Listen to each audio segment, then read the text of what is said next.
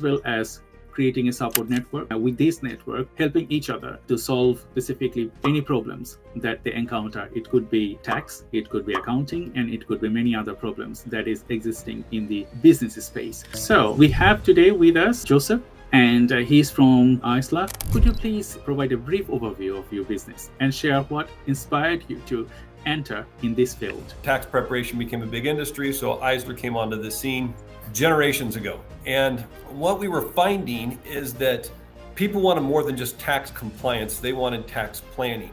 And as we worked with clients with their financial picture, their financial advisors were more focused often on stock picking. Say, if we can grab the right stocks, that's how you make money. People are finding you really do better in your finances if you find stable companies and let them grow. The problem that people are having, though, is the tax is killing them. And so really, to be able to merge your financial planning with your tax picture, that's the next level. When you have parents and you think about all sorts of tax things, in the UK is different, in the USA as well as it's different. But if you do not understand what type of taxation you would cater for, it would be difficult. You will lose a lot of money if you do not tailor that to the next levels. Don't get confused by the word separately managed account, or SMA. An SMA is just an account that doesn't hold mutual funds, that holds individual stocks, that you can sell those stocks strategically to harvest losses or time the gains as you want to. So the pros of the Flex SMA is you're going to get a tax deferral on the capital gains on your terms.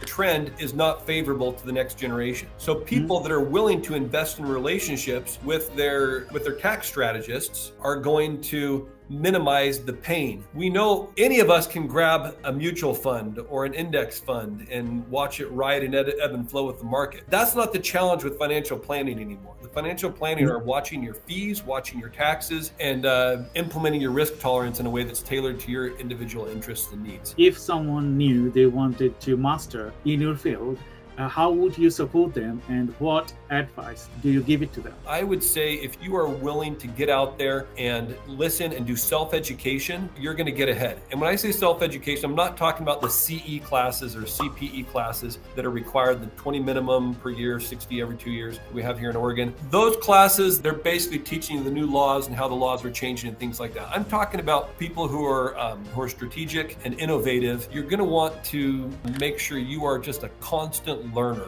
and that would be my best advice. Artificial intelligence will not solve your taxation problem because it's beyond that limit. Maybe it will take another few years or several years or maybe 10 years for artificial intelligence to talk about the work you do.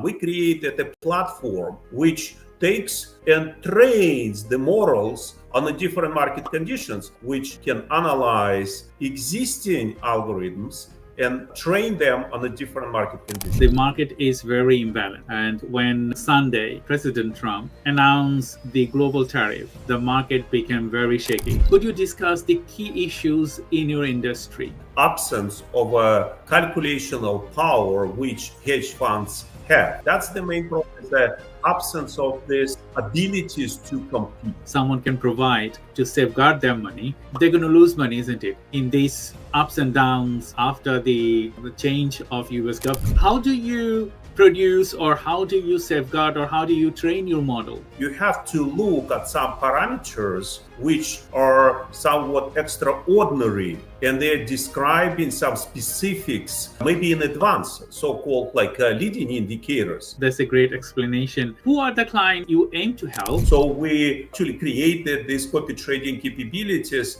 just for exact purpose of people who don't want to get engaged with tools. They just want to do the copy trade. It will be very helpful for the people they wanted to invest in the future.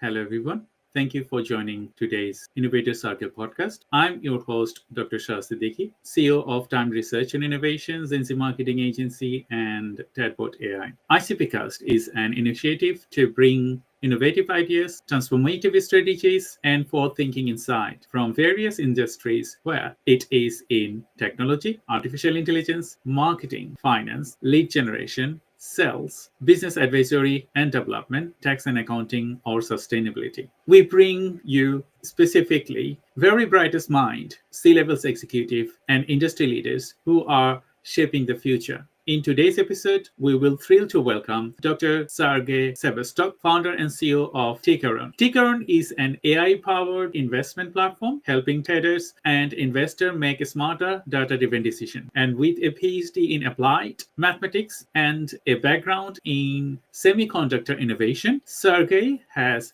built multiple successful tech companies and holds several patent in high-tech system. He launched Tickron to bring advanced AI and pattern recognition tools to retail and professional investor alike. From machine learning to market fostering, Sergey is leading the charge in making financial intelligence faster, smarter, and more accessible for everyone. So today, we will discuss how AI is changing the game for investor, Dr. Sergey Sevastov on AI finance and the future of trading. So to all our viewers, get ready for practical strategies, insightful discussion, and fresh ideas to help you grow, succeed.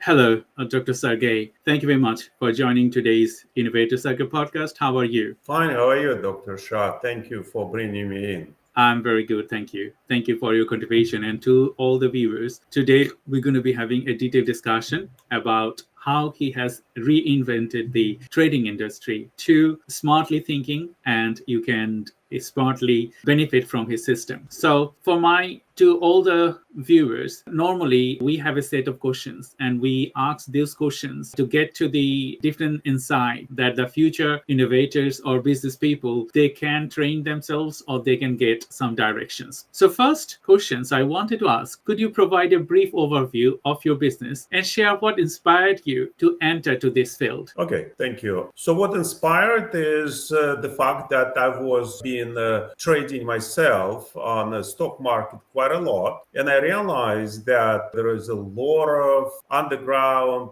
currents taking place, and without proper mathematical background, it's very difficult to figure out the market. So that's what inspired. And if I'm going to go talk briefly about our company, then the difference between us and others is in the fact that we are analyzing different market conditions and creating different mathematical models for different conditions. So for instance, like today's market, if we can talk in details about today's market, even like today, particularly April 7th, then there's a really huge volatility. Mm-hmm. So it turns out that some of the algorithms simply do not work on this level of volatility. And if you take the wrong ones, you're going to lose money.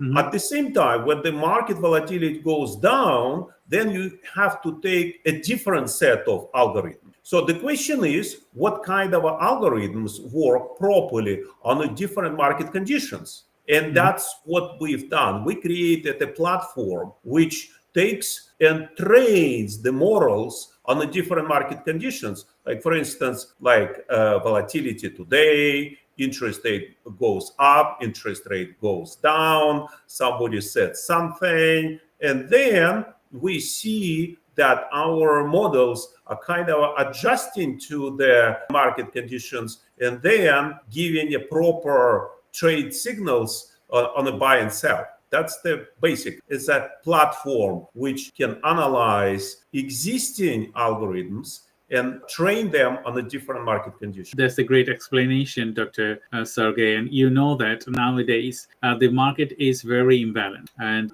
this week, when Sunday, President Trump announced the global tariff, the market became very shaky. And still, they are talking about it, and I don't know where it will go. So we're going to talk and touch some of that later on our discussion today as well. Before I jumped to those discussion, I just wanted to ask you, could you discuss the key issues in your industry and explain how your efforts are making a difference for your clients and your collaborators? Yeah, I think the key problem for retail investors is the absence of a calculational power which hedge funds have. They have tons of computers, they have tons of algorithms. And my analogy is like you could be in a high school basketball league and you can play well. But in the markets, in the stock markets, you do not have a college league and a national league. You immediately get to the national league.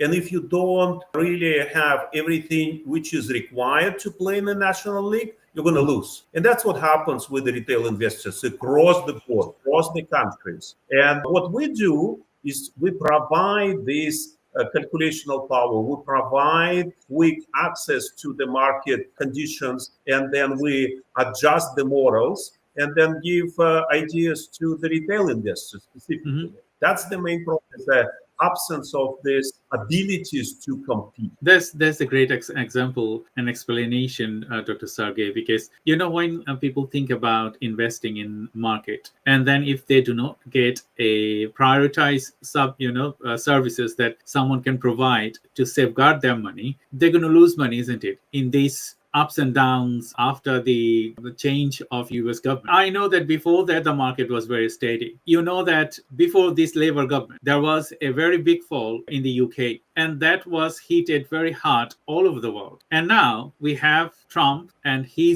those things is also affecting the market. So in between these things, how do you produce, or how do you safeguard, or how do you train your model to become intelligent? Okay. To train the models, you have to have a lot of past data. And you have to parameterize this data. What it means you cannot squeeze into the data like Trump said something. No, you have to look at some parameters which are somewhat extraordinary, and they're describing some specifics, maybe in advance, so-called like leading indicators. If you look at the market conditions and then you're going to search for some leading indicators, then they do exist. For instance, if you look at the real estate market in the United States, then you will see that we are somewhat mimicking and repeating the conditions equal to 2008. Why?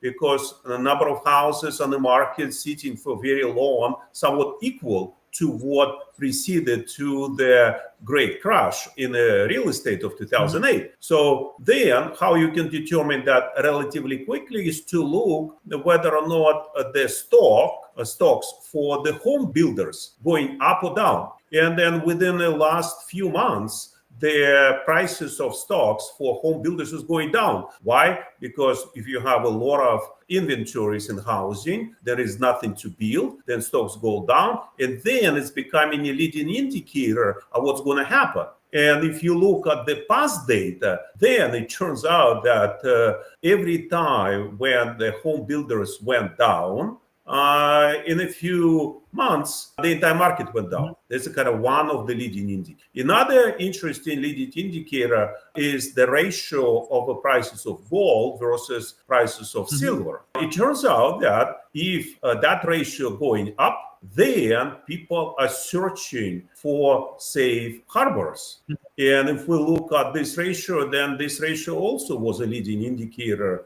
before this crash and announcements. And there is another one which is more advanced. That is yields of 10-year treasury notes, which is going to be able to help us whether or not there's going to be a recession in the near future. That's a great explanation, Dr. Sergey. To all the viewers, you are watching Innovator Circle podcast. I'm Dr. Shah-Siddiqui, and I have Dr. Sergey from the Tickron. And we're going to be discussing more tentative questions today. So my next questions to you would be, who are the clients you aim to help, and what key benefits do you deliver to them? Okay. So the main clients of our company are retail investors. And we have three groups of people who are willing to work with us. One group is do-it-yourselfers. So people who are willing to understand some tools and use these tools to their advantage. So that means it is not a very simple tools like what is there, like moving averages, some other simple indicators. It is kind of more advanced tools like we have like pattern recognitions. So people can come to us and use pattern recognitions. They can use trend recognition type of engines, and then can make conclusions based on their own kind of view of a market. Or they can use our screener, which is also advanced screener, which gives the hints of what's going to happen. We analyze the groups, we analyze stocks, we analyze forex, ETFs, and crypto too. Okay, so that's a one group, do-it-yourselfers. It turns out that some of the people who want to just follow some either smart people or get some signals from AI directly without much of a thinking. And that's a big group, and it's growing actually in Europe. One company, eToro, going to this group called copy traders. So what happens with eToro, they have people who are trading and other people are copying their trades. So that means the second group is copy traders. So for this group, we have AI agents or AI bots which are trading just in front of you. How they've been built? They build on top of our tools. These tools like pattern recognition, trend recognitions, screeners. So we actually created these copy trading capabilities just for exact purpose of people who don't want to get engaged with tools. They just want to do the copy trading. And the third group, which we're approaching right now, is the so-called delegators. So when the people say, okay, why don't you manage our money?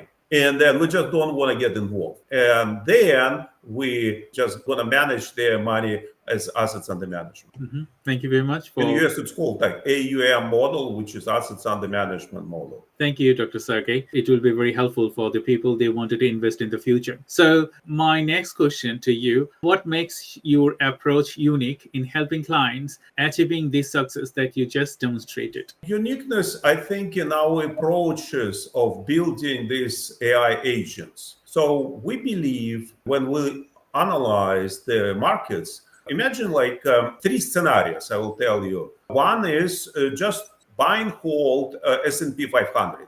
And imagine one chart, right? Another chart, you will take S&P 500 and remove the best days out of this chart. And all of a sudden, you will see that by getting out of the market on the best days, you actually underperform of just buy and hold.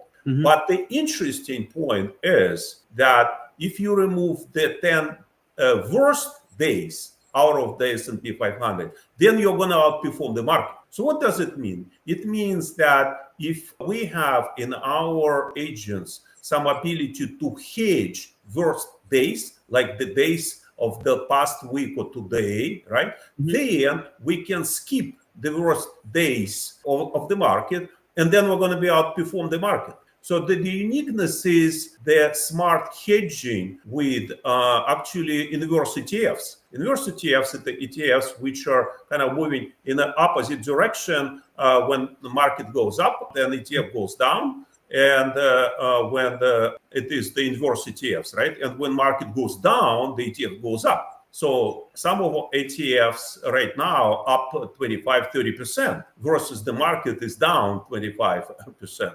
And this hedging is a unique capabilities which we trained our AI when you're going to get to the long position, and then you're going to get to the long position as a hedge. And with the hedge, you skip the worst day on the market. And that way you can outperform the market. That's great because, when you talk about investments and when you talk about market trends and all of the things, it's all about digits, isn't it? The best way you understand the digits, the best way you're going to be turning your return back. And I think today, after this episode, all the viewers, they are in the investment market, they're going to feel confident the way they wanted to trade. And I think Tickron has that magic wand to tailor methodology, how you can invest thoughtfully. Thank you very much for today, your contribution. My next question are partnerships part of your business model? And from the perspectives of your collaborator, what benefits make you an ideal collaborator? Let me kind of step back. On the previous question, I will just give simple rule of thumbs for people who want to participate in the market. So let's split these people into two groups at least, traders and investors. So what I'm telling people who are just investing and don't get involved heavily, then the one parameter they should look at is the VIX. It's a VIX, which is representing the volatility on the market. And if they see that the VIX went higher than about 20, then my recommendation in general is to try to reduce the long positions and stay invested when the VIX is like below 15 or somewhere below 20.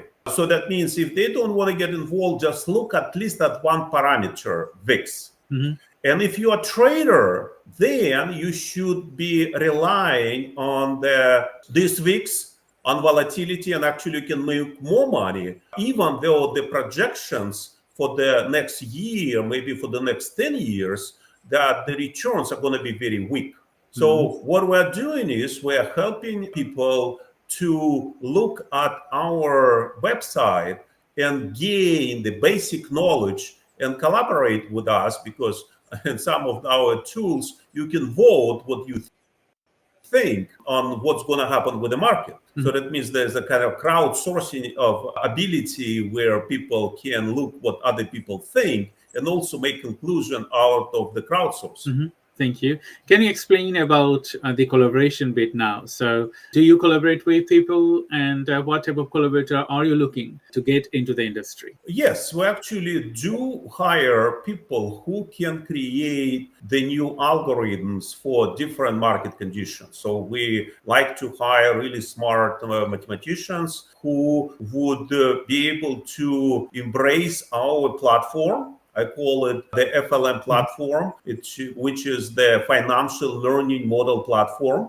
which is somewhat actually similar to what was created by OpenAI, ChatGPT. Before they became famous, they really developed a platform for creation of so-called LLMs. It's a large language models. And they created like thousands of them. And then when they introduced these LLMs to the market, then they managed to satisfy more people than they thought. With FLM platform, we have ability to train our FLMs on the different market conditions. So that means all the collaborators who want to work with us is those people who can develop more FLMs. And actually we have affiliate program which allows people to bring new clients for us. So there's kind of two types of opportunities. That's a great explanation, Dr. Sergey, because, working in this industry, as part of my work and the company, we also develop different type of models, LLM and FLM, and over the top, I would say, on the ChatGPT or DeepSeek and all of the things. So when you work with industry specialism, like you wanted to embed data mining or you wanted to embed a data-driven decision, at that point, you just add on. It has to be built physically or by hand, isn't it? Hand-coded. And then train that model to produce the satisfactory results that you're looking for. So when you talk about these things, I think our viewers have a majority of our viewers going to be in the tech industry, and they will love to know more about what you do and how they can invest wisely, or the collaboration program that you have mentioned so far. So we're just going to go for a quick break now. So thank you to all the viewers for watching ICPcast today. I'm Dr. Shah Siddiqui, and I have Dr. Sergey from Tickron. For now, we are taking a brief break before delving into some fantastic insight. Stay tuned, and we will be right back.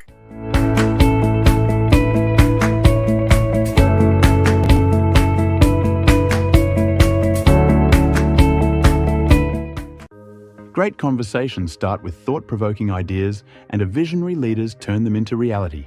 Meet Dr. Shah Siddiqui, an entrepreneur, AI strategist, and business growth partner dedicated to helping professionals and companies push boundaries, innovate, and thrive to drive transformation.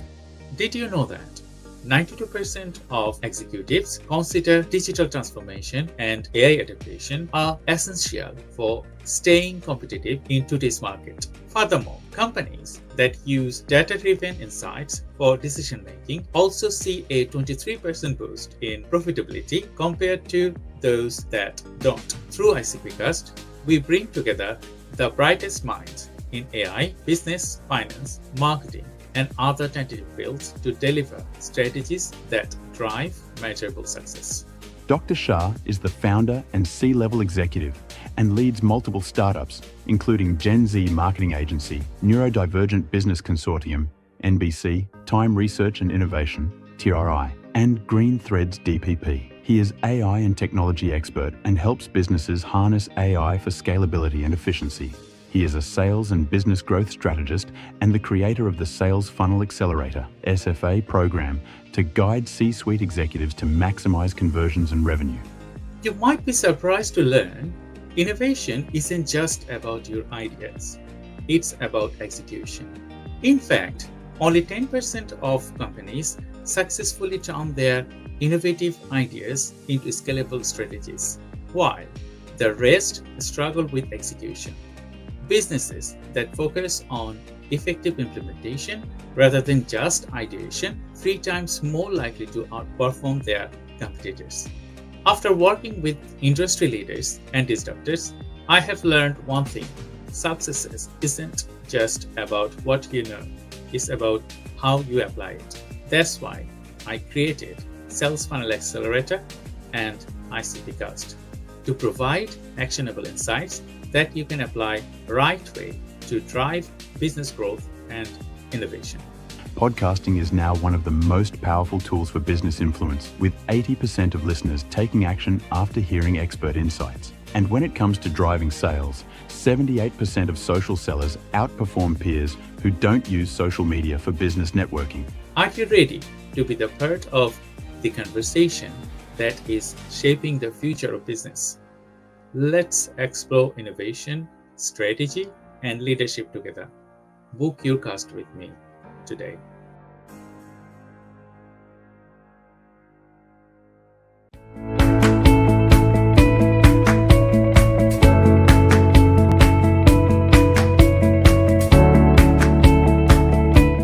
Hello, everyone. Thank you for joining Innovators Hub podcast. Welcome back. I'm Dr. Shah Siddiqui, and I have Dr. Sergey from Tickron. We have got some exciting insight coming up. So stay with us, and as we dive deeper into the world of finance, technology, innovation, and investment, let's get started. So thank you, Dr. Sergey, for your contribution today. And I think today the viewers going to be learn some insightful elements from this session. So my next questions to you, could you share your insights on upcoming industry trend and how you are adapting to remain ahead? And you know that it is very critical for those people, they're going to be watching this episode and they're investing. Okay, I think right now everything comes down to amount of the calculational power we have. We did not invest billions of dollars as the ChatGPT did, OpenAI, but we do have quite a lot of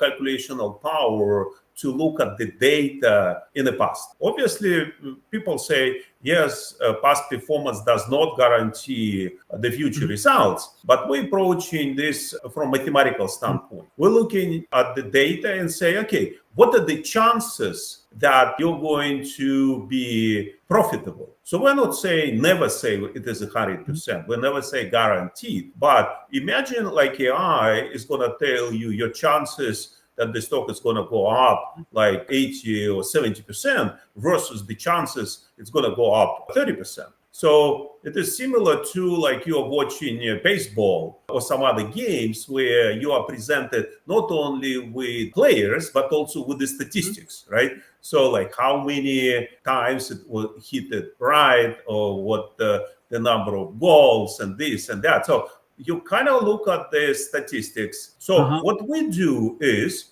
we look at the past results and analyzing, okay, what are the conditions took place and what were the results? And with this knowledge, people then can enter some trading or investing positions in a much more smarter way. And what we say, okay, we can call it like odds of success. So what are the odds of success? The market is going to go up right now. And then our machine goes and then calculates based on the existing information and then says, okay, these are the chances. And you are the one who can decide if you work as a do-it-yourselfer. But if you're as a copy trader, then we actually incorporate this knowledge of the chances, and then our machines are making trades, and you just copy these trades. And then if conditions are going to change, then we quickly change positions and we can sell quickly. So that means in our business, the machines these days acting much faster than people. That's a great explanation, Dr. Sergey. So my next questions to you: can you discuss a major obstacle you have overcome and lessons you have applied to your professional approach In this company or overall? in this company or overall? Yeah, which we've been solving and actually already resolved is the connection of our algorithms and AI, our FLMs, to the brokerage. So it turns out that even if your algorithm is good and you can do the manual trades, then the execution of this trade in automatic mode is somewhat a challenge by itself. So for instance, the machine, the algorithm sends the order to buy. But the broker right now has this number of stocks, number of shares, and then machine says, okay, I bought 60%, the extra 40% went for the different price. And imagine now you are sending this type of signals hundreds and thousands of people. So what we encountered and saw that the managing the entry points for thousands of people is a challenge by itself. On top of the algorithm. And the execution phase took us much longer than expected for testing. So we had to test quite a lot of different scenarios on execution on entry points for hundreds and thousands of people and exit points, because you have to remember when everyone entered a position. And if you want to make it properly and fairly, then it was quite a challenge. I totally agree with you, because when you work with data, and if you do not understand what it's going to predict the future, I would say, and you do not have the data to back you up, it's a challenge. And when you are that just you mentioned that you're not dealing with one or two, you're dealing with thousands of requests and thousands of things. So at that point, if your model is not clever enough, then mistake could happen. So thank you very much for joining today's live webinar, a podcast, and we are getting some very good insight today. So my next question to you, can you share a particularly rewarding project or client success stories that highlights your impact? Oh, yeah, we have customer support. Actually, writing, I get the feedback during my webcasts that they trade more confident, because if they enter the position with the knowledge of the confidence level or odds of success, then they can wait for the exit much longer, because AI helps them to perform better, and they are not have that anxiety something went wrong. Okay, so the main problem of people who are trading is their emotional element. So in order to help them with that emotional element, you have to rely on somebody, and it's almost like somebody has to hold your hand, right? So our contribution is helping people to be not overstressed in the market conditions. And then we see it, as I said, through the customer support, from my conversation with people. And when we ask people, for instance, how did you learn about us? So one of our items is like a friends and family told them about Tickron. So this item is also quite interesting, and we see how many people are referencing to our website for the help. That's a great example, Dr. Sergey. Thank you very much. Because, when you talk about investment, when you talk about working with someone, if you do not feel that they are your family members or partners, it makes life hell, because you have to feel confident and you have to feel comfortable, both two things, to come up with a solution or come up with investing more. So thank you for adding this excellent example. So are there any misconceptions about your industry that you like to address and clarify to the audience today? Yeah, I think one of the biggest misconceptions in this industry that you cannot time the market. And financial advisors promoting only one concept is to buy and hold, and once in a few months to reallocate. And as I said, if you do not want to get involved heavily, that's not a bad approach. But for those who want to get involved, you can outperform the market if you have enough of a calculational power to crunch the algorithms, or if you can rely on something which is going to help you to be more confident, and you can hedge with the timing and avoid the days similar to the day today, or a few other days after the Trump's announcement of the tariffs, right? So if you can do that, then you can overcome the misconception of timing the market. And I think that's the biggest misconception, that you cannot. If you are not involved, you cannot. But if you're involved, you can. Thank you for adding this explanation to the viewers. I just wanted to add you another questions related one. Like, the market is not settled now. So I regularly watch news and stock markets on all other things. How do you keep yourself calm? Because I have seen that over $1 trillion was away from the big companies like Nike, Apple, Amazon, and a lot of other people. So if people are investing to big giant corporations and the market is not settled, what should you do? Hedging is the best approach to be confident, because if you're hedging properly, then your account is not supposed to go down like 10, 15, or 20%. So with the hedging, your account might go down, but with the proper allocation can even go up when everyone goes down. So when you look at the performance of a portfolio, and if the portfolio is properly hedged, which means we focusing not on options, we do not do options, but we do work with inverse ETFs, which are very liquid, and they allow to maneuver with algorithms very quickly. So you can quickly enter and exit a position without really a big time decay, which exists in options. So to be calm, you have to be prepared with the proper approaches to the market and the hedging capabilities. So if you somewhat balance, like a lot of hedge funds do, so if you look at the ratio of long position versus short positions, so right now the number of hedge funds in short positions greatly increased. So why they're doing that? They're hedging their long position. And that way, your overall account is not gonna go down as everyone else.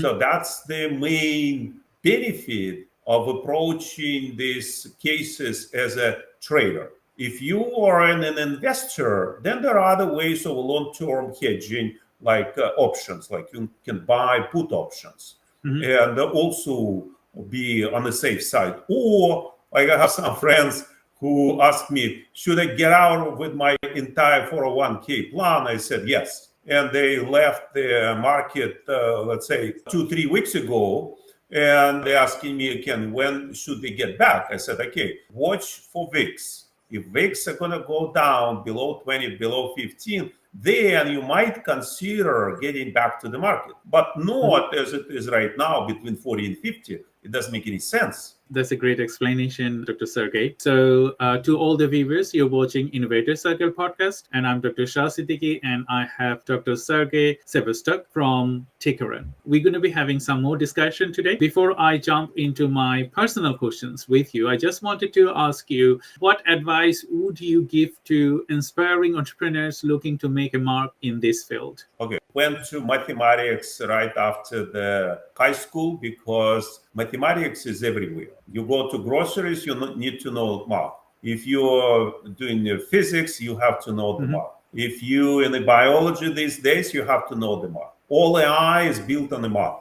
But not everyone is inclined to be mathematician, but there are obviously some period of times of different demands for different skills. And I think these days, those who like mathematics, like getting involved with artificial intelligence and AI, that's the best place to be at this stage, because you can apply AI then pretty much everywhere. And that's going to be applied pretty much everywhere. Would be a lot of agents who are going to be helping elderly, helping with investing, helping with the weather. There's a lot of opportunities as long as you really understand in mathematical terms what these tools are pretty much doing. Even if you're in the biology, even if you're in the studying genetics, then without mathematical tools, you cannot really embrace properly and fully all advances of contemporary science. Thank you very much, Dr. Sergey. In each episode, we ask some personal questions to our guest at the end. And I wanted to ask you, apart from your genius brain working with mathematics, AI, and all other things, what else work do you do? Like cooking, traveling, maybe gossiping? What you like most apart from your work? Back in the college times, I learned that the fittest survives, particularly in the United States. So from early years, I like all kinds of sports. I tried so many different things, and I like still do a lot of sports like running, jumping, scuba diving, tennis, pickleball, you name it. I like it. Why? Because it gives my body and my mind total switch from the passive activity with the computer. I like to be engaged with something physically. And that's kind of my main hobby at this stage. Obviously, I like a lot of other things, but right now I'm placing priority on a lot of physical exercises, all kinds of stuff. That's kind of my hobby. And actually, I was champion of Moscow in wrestling. So and that's where it's coming from. So in the college years, I was a champion, and since then I never dropped the ball in sports activity. That's great. I just wanted to ask you what you hate most. Oh, I hate most the stupidity. Stupidity, and when the people are lying and thinking I'm stupid. One of the reasons I left Russia, like right after the collapse of the Soviet Union, the amount of the lying they do. So one can say, okay, do politicians lie in, say, UK or United States? They do. And from a mathematical perspective, everything comes down to the amounts of lying. So if we look right now at the Russian Federation, then it is like 95% of lying to the public, not allowing people to have different opinions. Nobody checks their opinions. The government owns the mass media, right? That's kind of one amount of lying. And here politicians do lie too for their populistic purposes, but then I can switch the channel and then another opinion, and can read something as a different opinion. And that's then I say, okay, some people do think differently, and I don't feel stupid. So I don't like when the people lie, and I don't like when the people treat me as idiot, thinking that I'm going to buy into their stuff. That's a great explanation. I'm just laughing out loud because, yes, we have stupid people in our community. Maybe they are academics, maybe they are politicians, maybe they are whatever they are. It doesn't matter really. But the main question is that you can verify that with different sources. That's a great example. My next question to you, if I ask you to engage with some extracurricular activities like charity and all other things, so I give you £1 million, what you do? I did participate in the charitable activities and contributed to one of our foundation called Making a Wish Foundation in the United States, where this foundation takes the money, and I participated that from a Ferrari owners group. Then they find kids, which those kids are pretty much either have a very severe problems, health problems. Some of them pretty much on deathbed. So they're asking these kids, what wish do you have? So from the history, some kids say, oh, I want to meet Michael Jackson. So they take the money and then go to the famous people or the famous activities and then helping kids to really feel great, even though they have a tough life. So this type of charitable contributions I like. They allow people really feel that the life is going on and they could be participants. So we've seen a lot of interesting cases when this type of a contribution really changed their entire lives for the better. That's fascinating, the work you do with the charity. Thank you very much for adding your value today to our channel. My last questions. Do you want to add anything else to the viewers? Takeaway pretty quickly. Remember that the stock market is having only national league. And if you remember that, as soon as you press the button buy or sell, you are playing in the national league. In the national league, that means that a lot of people want to take your money. And a lot of apps which in existence, they are based on rerouting your orders to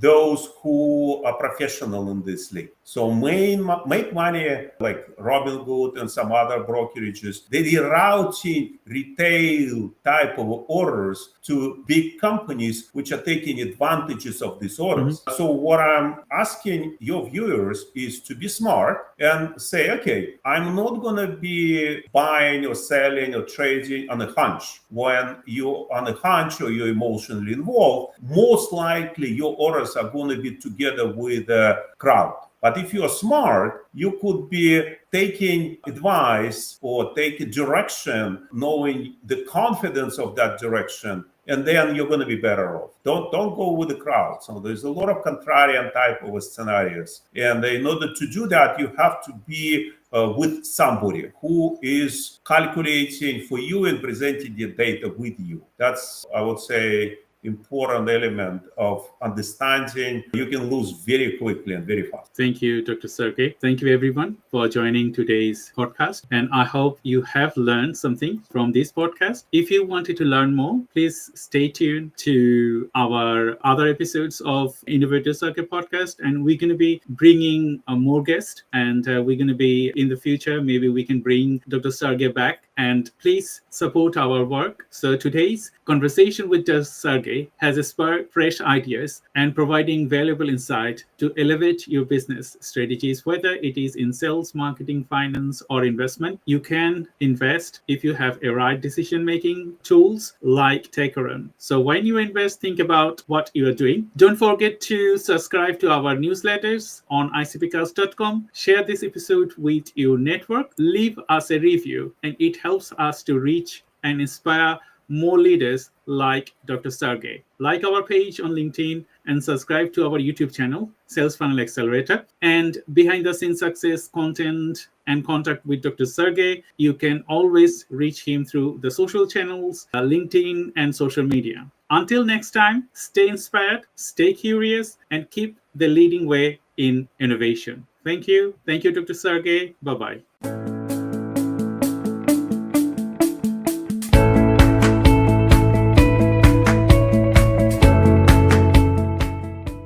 In each episode, we will bring C-level executives to talk about their business journey and guide you through how they have succeeded on their specific role and business. Then we can create together the business growth that you're looking for. Hello, Shivam. Thank you very much for joining today's. Could you please provide a brief overview of your business? We work as integrated teams across advisory, assurance, tax, outsourcing, talent solutions, and private client services, bringing forward the best thinking and personal commitment to each client that we work with. If a client is not happy, we're not happy. So we always do our best to think what's next for the client and advise them as best as possible. I have tasked humanities, I have tasked film and television, software development, business development, and then AI. Could you discuss the key issues in your industry? I think pre-pandemic assignments were pretty traditional, short-term, long-term business travel. I think post-pandemic with remote work and hybrid work, it has been a real shift within the industry in global mobility and people choose that flexibility a lot of the times now. And the companies, like I said, which have adapted to this, which have updated their policies and their procedures are the ones that are flourishing, and they're able to retain talent.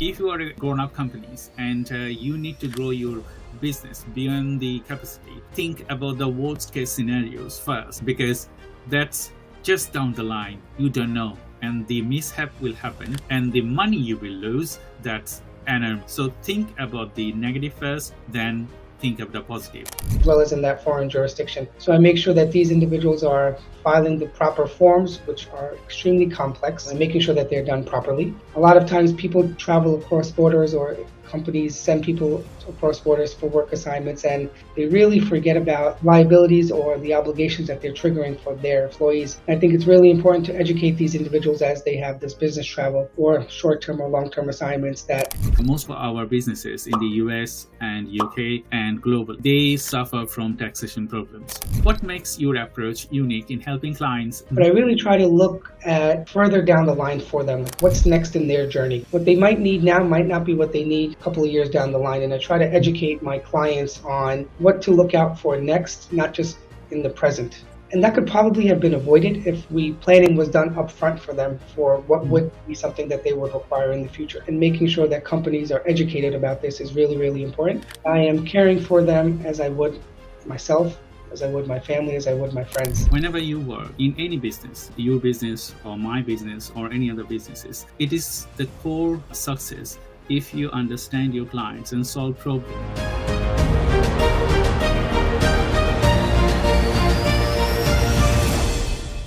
Sometimes companies are growing too fast and they require more capital. They're investing in software, AI now. My team here at Qualifi, our team, we're taking all the lessons learned and all of the experience from the last 3 to 4 companies and rolling it all into Qualifi, which is going to be our biggest invest yet. The way you described, sometimes when people, they reach the top peak, they do not recognize where they come from. It's how you learn so you don't make that same mistake the second time. And you just, as long as you don't quit, you never fail. But those little tiny failures are your lessons learned. That's what's going to make you such a smarter and better entrepreneur. Take that action, because the action will create the motivation. And from there is all the learnings, and that's where your journey begins. I totally agree with you, because I have disabilities. I am in the autism spectrum, in Asperger's.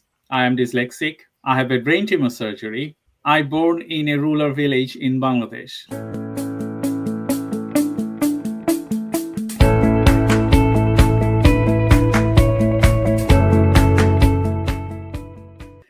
Hello, everyone. Thank you for joining today's Innovative Circle podcast.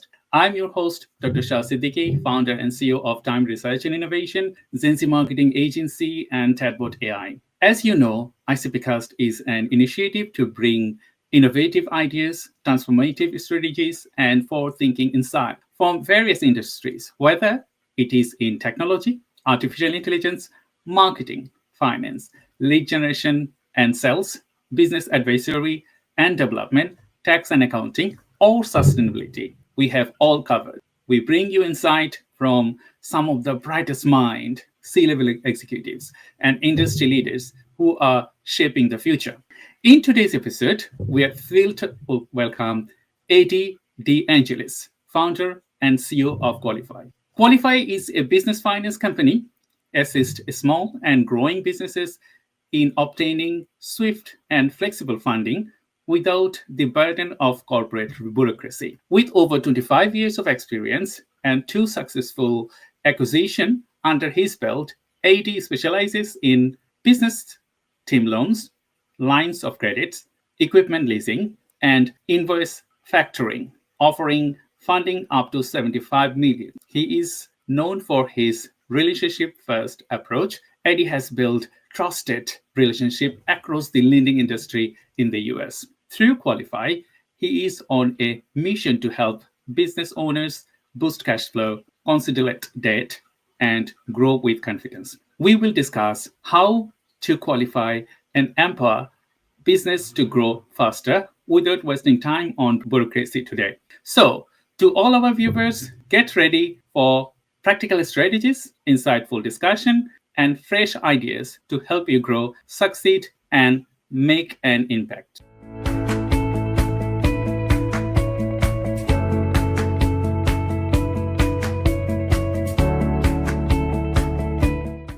So we have our guest, Eddie. Thank you very much and welcome to Innovator Circle podcast. How are you today? I'm doing great, Dr. Shah. Thank you so much for asking, and I appreciate you welcoming me on the show. It is great. And Eddie, this is just a formal conversation. So we're going to be premiering it to LinkedIn and all of the social media. And we will have people, entrepreneurs, and problem solvers, basically, to watch this episode and learn from your experience and expertise. So this entire episode is designed to ask you many questions, 12 of them. And each question is designed to get insight from you that you have achieved the successes and how you solve your problems. So thank you again to joining this podcast, and to viewers. We will have a very interesting session today. So my first question to you, could you provide a brief overview of your business and share what inspired you to enter to this field? Absolutely. So thank you for having me, Dr. Shah. A brief overview of Qualifi. We help business owners that are maybe struggling with the ins and outs of conventional bank financing. They're either having issues getting approved from their bank because conventional banks have lots of hurdles you have to challenge and red tape to go through, whether it's profitability, personal credit, time in business, debt to income ratio, all those hurdles. And in many cases, business owners, probably 80+%, I think it's safe to say, do not qualify for conventional bank financing. So they have to look elsewhere into the alternative market. So we specialize in that entire pool. There's another significant percentage of businesses that have conventional bank financing and they're preferred borrowers, excellent credit, good time in business, good performing businesses. But there's a few situations there where they may have a line of credit with their bank and they're maxed out. And conventional banks are very conservative on their risk perspective.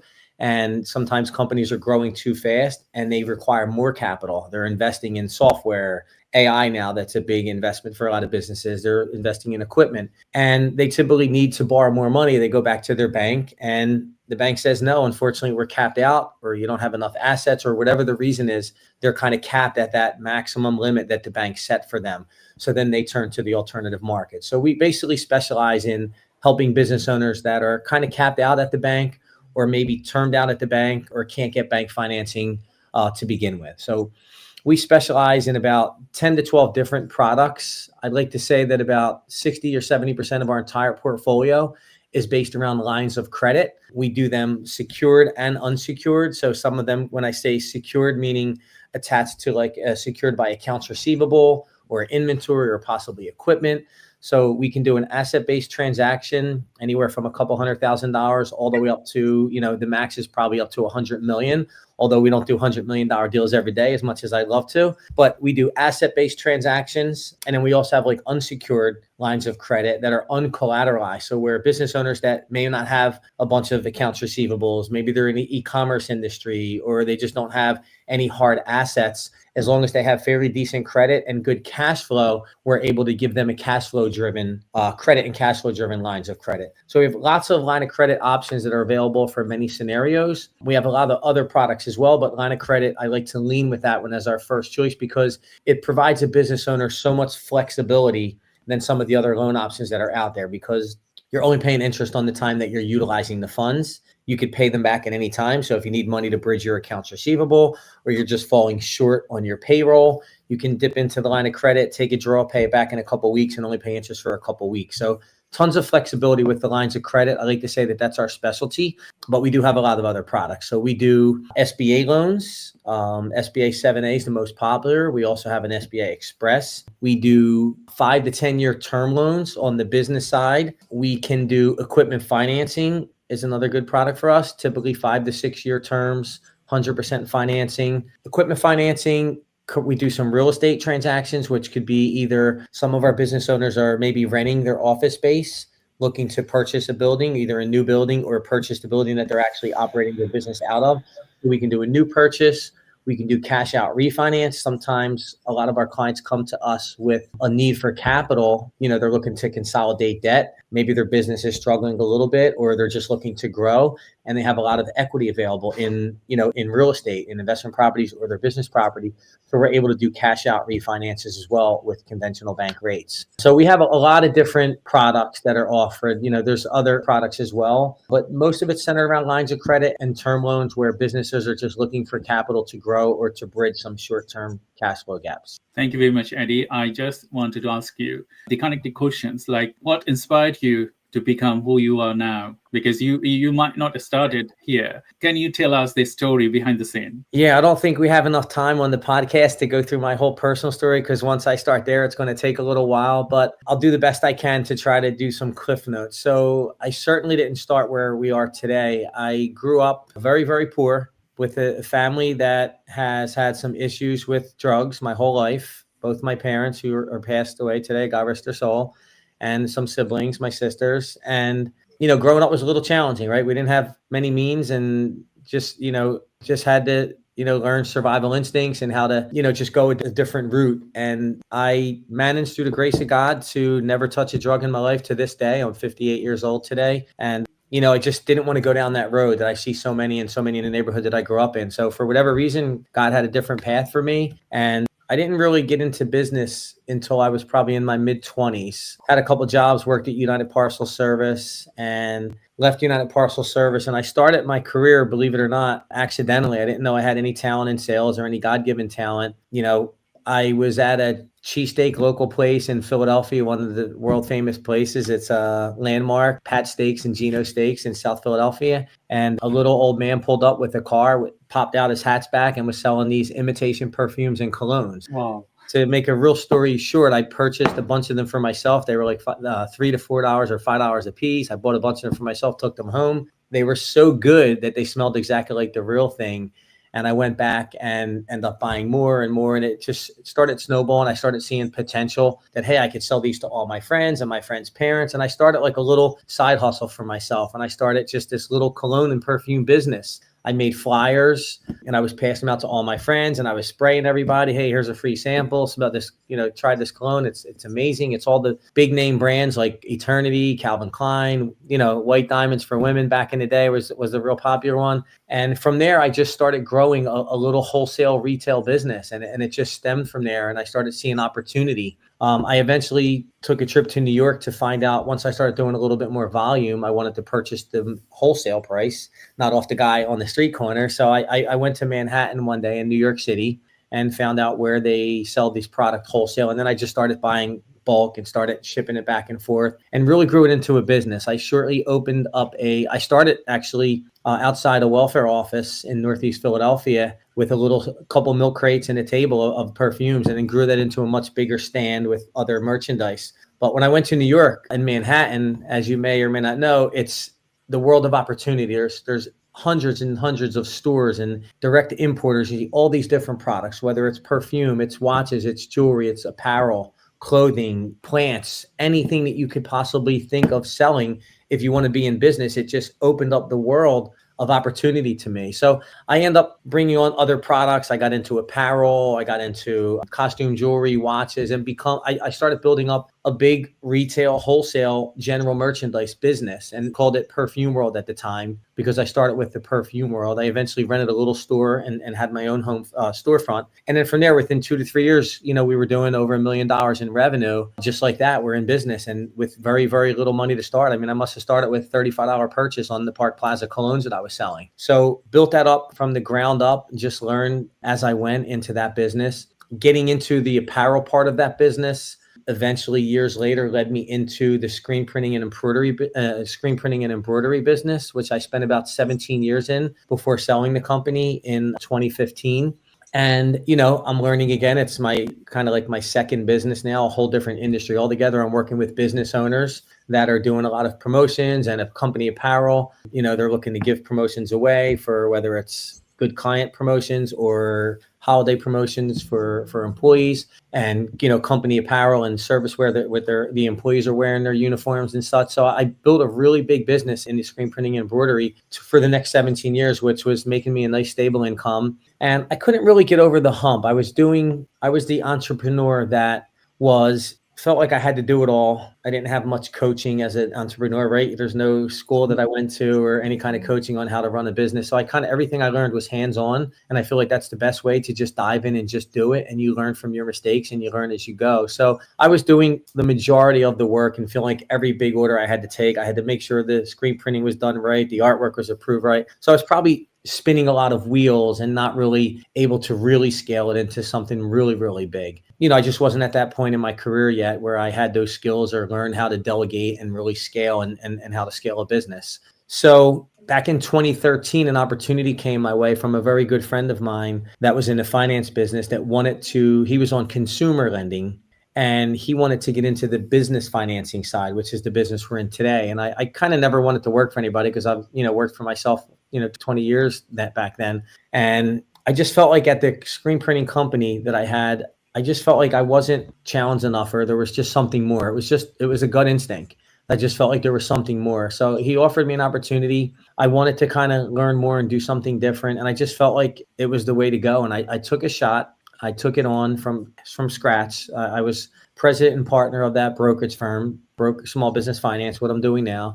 And we had to learn and build it. It took me about a full year to really know what I was doing and learn. So I knew I was, pretty good. And that's when I kind of sold the screen printing company. And I knew I was all in for finance. And I kind of found my home once I really got in and learned the finance industry. It felt like it was meant to be, and it was what I was meant for. So just helping business owners, helping them secure capital and helping them grow their business, getting to talk to business owners every day and understanding all the different industry types, how they make money, wholesale, retail, residential, commercial. I really enjoy that. And I listen and I understand, and I learned so much from our clients that we have today and that we've spoken to over the years. So it's like a natural passion now. We're really passionate about business. We're really passionate about growing and scaling and helping more and more business owners. So we started this finance company. I was president and partner. I stayed there for about 3 years. The business owners, the main owners that hired me to build the company up, decided to open up a funding company, a couple of years into the process. And it kind of like sidetracked where our two goals were in our original plans.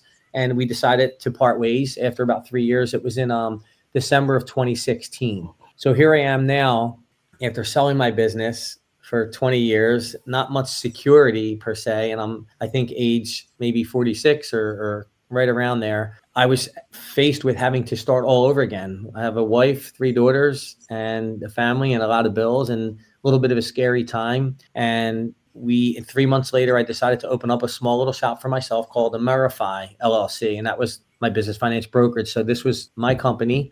Started from scratch with like 2 or 3 employees that were, that came with me from the old company. And we started building it up and just started diving in head first and just, plan B is make plan A work. And that's always been my philosophy, right? You have to make it work and you got to learn and you just got to keep working hard enough until it works.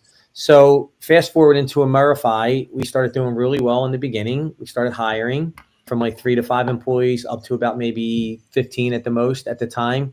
And business was growing. We're doing good. We're building up our own book of clientele. And then 2.5 years in, I get a call from a friend of mine and was working at a very large company out of Utah, corporate company with like 200 employees. They were looking to acquire a sales office for their business finance tech company that they have, which was like a marketplace for lending, but they didn't have really an internal sales team. Felt like I was on The Bachelor. They were looking at like 30, 35 different shops all over the country. So it didn't really pique my interest in the very beginning. And to be honest with you, I finally had Amerifi going to where I was very self-sufficient. I was making a good income and I loved what I was doing. I didn't have any bosses and nobody told me what to do. So I was in a really good spot. I wasn't looking to sell. I wasn't thinking about selling or anything like that to be acquired. And, conversations just started going and my buddy kept reaching out to me, asking me can you send me this report, send me that report, can you send me some of your data out of Salesforce? We're asking a lot of questions about the business. I started doing a couple of Zoom interviews with him. We met in person, we went to lunch, and all of a sudden things just started progressing. And as we went through, a couple of weeks and then a couple of months, he started telling me that the owners really like your numbers. They like what you're doing. They love our interests. We're very aligned because we're in Qualifi, our new company. We're 100% aligned with, we do what's best for the business owner. That's our business model. That's our pledge to our clients.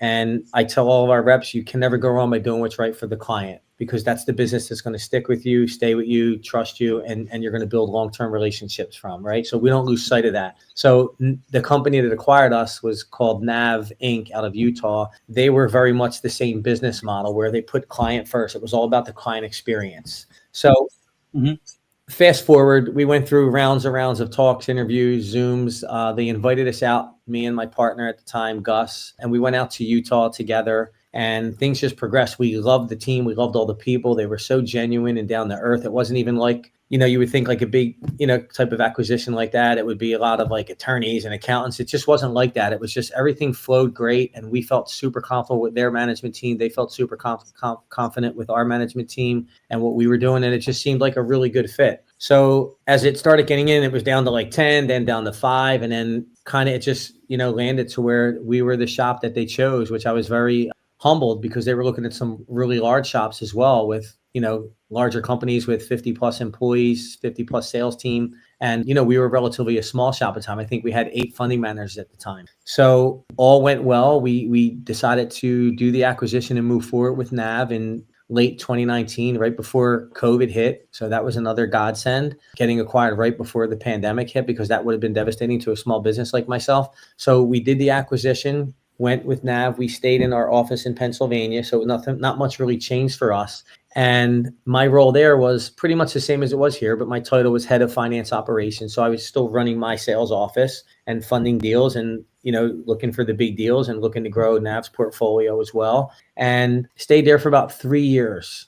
And things were great. We did really good there. But what I really got out of that experience is it's my first time being part of the corporate stage and being in the corporate, seeing how things run on a corporate level, right? All the different departments and all the different managers and all the different executives and what it's like to get a decision done. And if you have to hire someone, what's the process, understanding systems and processes, understanding coaching and training and all that. So I learned a real lot, and that was a really valuable lesson for me that I think today, fast forward to where I'm at with Qualifi, going through those 3 companies and this now being my 4th in finance, it just set us up for a whole different mindset and a whole different level of like expertise that's making me so much better of a CEO than I was 3 years ago, 6 years ago, 10 years ago. So what I typically like to say is my team here at Qualifi, our team, we're taking all the lessons learned and all of the experience from the last 3 to 4 companies and rolling it all into Qualifi, which is going to be our biggest and best yet. And things are going amazing with our new company. We have about 20 employees now, 12 funding managers.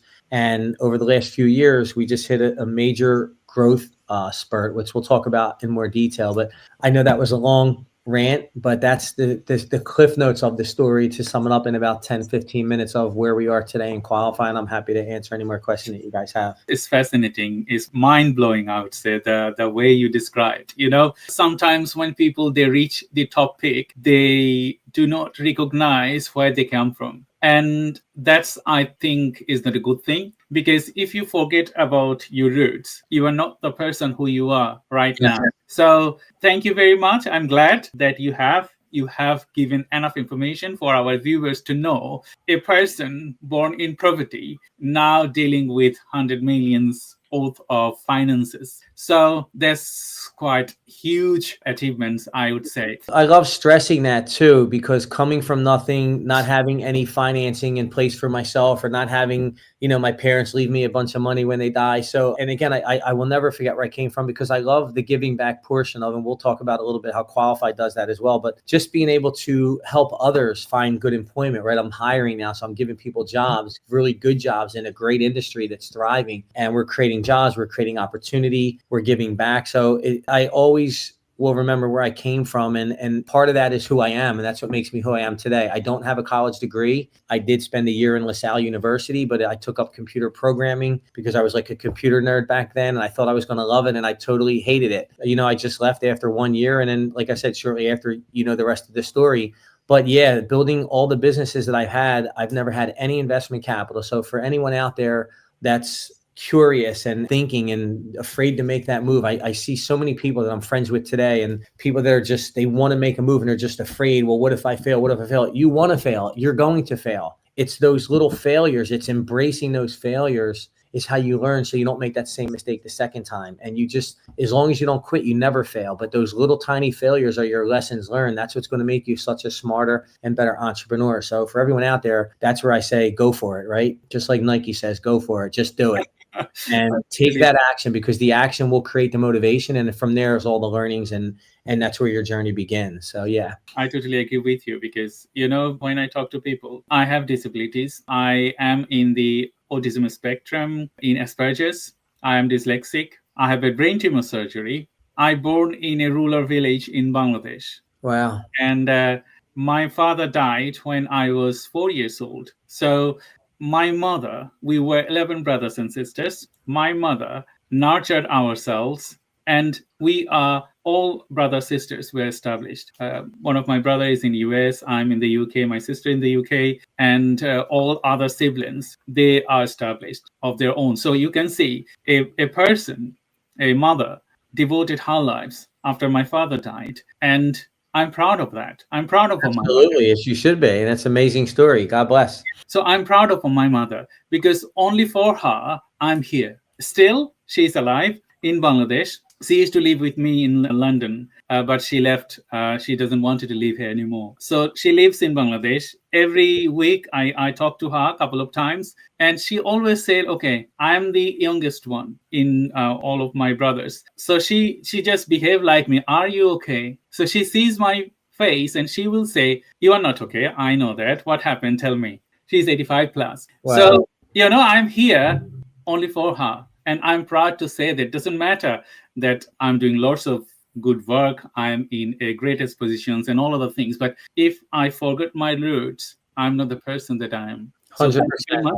Yeah, so many people out there, when they become successful in that aspect, they do forget their roots and they turn into different people. And that's another thing that I've learned that's very important through my journey with the corporate world with NAV is culture and business culture, and how important it is. So we take our culture very, very serious here. And we do not hire people that don't fit our culture. And we have an incredible culture. And, that's just one small example of one little piece that we focus on. But our atmosphere is everything. Our coming to work and our employees loving our job and loving coming to work every day and actually looking forward to it versus dreading waking up on Monday morning and going into the office. And that's so important. I mean, when I see people coming in with smiles on their face and, talking around in the morning, having some fruit and a cup of coffee and just shooting the shit, basically, I love what we're building, and it's just what fuels my passion. And I love it, seeing it come to fruition like it is. You were saying now today, I haven't met a guest like this you before. So I think I'm going to be bringing you more to my podcast to talk about the culture, talk about different things. But yeah, we won't get it all in today for sure, but I'd love to do that, because there's so many little parts of the business, which we'll talk about further. Of each little part of the business I treat as a business, and that's one of the biggest lessons that I've learned. I totally agree. So I'm just going to jump into my next questions. Sure. Could you discuss the key issues in your industry and explain how your efforts are making a difference for your clients and collaborators? Sure. So key issues in the business finance industry, I think, over a whole, if I had to choose one, I'd say from a client perspective, right? It's all about the client and their client experience. Is the business financing industry can be very challenging, and it could also be very messy if you don't have the right guidance, right? The reason I started with challenging is because we talked about the complexities and the red tape with conventional banks, right? Conventional banks are looking for clients and borrowers that are preferred, right? They have 2 to 3 years or more time in business. They're profitable year over year. They have 700 plus credit on the personal side. They have assets to back up any type of loan. In most cases, any type of serious money is typically required to be backed by accounts receivable or inventory, equipment, real estate, personal guarantees, the whole 9 yards. So unfortunately, in our world and in our country, there's thousands and thousands, and if not millions of businesses that are just starting out, and they're 1 year in, 6 months in, 12 months in, 18 months in, and they don't meet all the criteria that the conventional banks have. So one of the issues is financing that to be able to grow and speed up your growth versus having to do it like I did, selling perfumes on the street corner one day at a time and just keep saving your money and buying more and more and more. Sometimes having some available capital will speed and help you do the things that you need to do for your business, hire some employees, get some employees on payroll, and just, million uses of capital that you can use to speed up your business to where you need it to be. So the challenges are the conventional banks are very, very tough to get secure capital for. And when I say messy, when you go to the bank and you get declined as a business owner, obviously, where do you turn next, right? There's not stores on every corner front outside conventional banks saying we offer financing, right? So they go online, and that's what the market has over the last 15 or 20 years has really driven the alternative lending space. And that's where we thrive and live in. But it's not all peaches and cream, right? It's very messy for business owners. They'll go out into the market. You'll go on Google or they'll click on an ad and they're interested in business financing. And some of these ads might have 4 or 5 brokers that it might be like a lead generation form where they fill out one form thinking they're going to get to speak to somebody. Next thing you know, they have 5 different brokers calling them, emailing and texting them, all telling them different things. And a lot of them are very aggressive. In some cases, it's almost like the majority of them could be what you would call aggressive. And where I say it's messy is what we've seen, that when a lot of clients come to us, sometimes, unfortunately, we're getting them after they've already went into the market and found another broker online or found the lender online, and they accepted the first offer that came down their way, feeling that that's the only thing that they qualified for. And they took the offer, and now it's the cash flow, the payment's too high, the rate's too high, the term's too short, whatever the scenario may be, and they're looking to consolidate, right? We see that every day. Clients are coming to us with 1 loan, 2 loans, 3 loans, and it's like it becomes to the point to where it's not affordable and it's really affecting their cash flow. So they're always looking for longer term solutions and consolidation options. So finding a broker versus a direct lender, there's nothing wrong with direct lenders. We have relationships with, approximately 100 of them across 10 products and different risk tiers. But if you go online, you don't know you don't know who you're talking to, if they're a broker or a lender, without doing a lot of diligence. A lot of brokers in our space are posing as direct lenders because they feel like if I say I'm a direct lender, it's going to be more likelihood that they'll work with me. They feel like it's like a negative thing that clients, it's like head trash, right? A lot of business owners may feel like if they go to the direct lender, they're bypassing the broker. But let me just give you one small example. I don't want to spend too much time on this, but let's just say you go online, you find a direct lender, you apply, you get approved for $150,000. Let's just say it's 15 or 20% interest, right? And it's an 18-month term, and you accept that. Well, what if you came to a company like us or another good established broker that is credible, that can give you and looks at your financials and your bank statements and your application and tells you in 24 hours or less than 24 hours that, hey, it looks like you're qualified for a line of credit at 10% or 12%, right? And in some cases, we're saving clients 10%. Sometimes we're saving them 20 or 30%. And the reason I say this is because some of the brokers and some of the shops out there only specialize or carry the more expensive product. Like they don't have all the different solutions that we do and some other more experienced, more established brokers do. So, and it doesn't mean they're doing anything wrong. They're just selling what they have available for their clients, right? So I don't want to talk bad about brokers. There's a lot of good brokers out there, and there's a lot that aren't so good. So you're by going to a not established broker or one that's not so ethical or credible or a direct lender. So let's use the direct lender example. You go to a direct lender, like the example I gave you, you get approved. It's one lender. So each lender has like one small criteria of what their element of risk is and what their maximum funding amount is. Some lenders max out at $100,000 loan. Some lenders max out at 200. Some lenders max out at $1 million and above, right? So if you're looking for $1 million and you go apply online and you happen to find a direct lender that caps out at 250,000 and you get approved for 250,000, you may think that's all you're qualified for, but you may be qualified for $1 million or more. So that's just one small example. And if you accept that first rate that comes your way, there may be a different, not only just a better rate. I don't want to make it all about rate. We're very competitive, but sometimes there's way better solutions out there. Mm-hmm. We find a lot of, just one small example there, we find a lot of clients that are coming to us looking for cash, looking for a line of credit or a term loan to go buy a piece of equipment.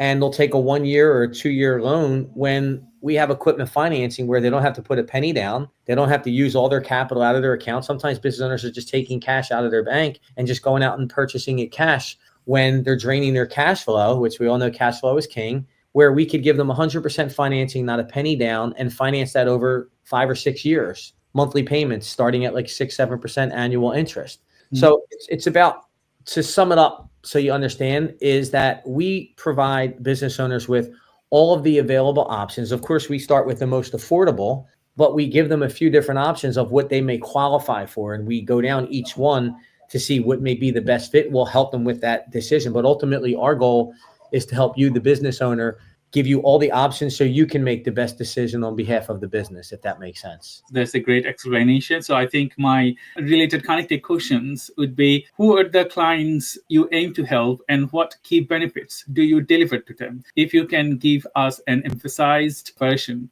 of your service to your dedicated clients. Yeah, that's a great question. So who we're helping. So we do, of course, everyone likes funding the big deals, the $1 million plus deals, but we do help small and large businesses. The minimum size business that we could, pretty much help on the business side, if we're looking on the business loan, would be about roughly $5,000 to $10,000 a month in deposits. So I'd say $100,000 to $150,000 of annual gross sales. And then the maximum, we fund companies that are doing, between $50 and $100 million in annual revenue. So I'd say our sweet spot, like the clients that we do really well for, are typically doing between $500,000 to $1 million a year to about 20 to 30 million. So our sweet spot is like that $1 to $30 million range.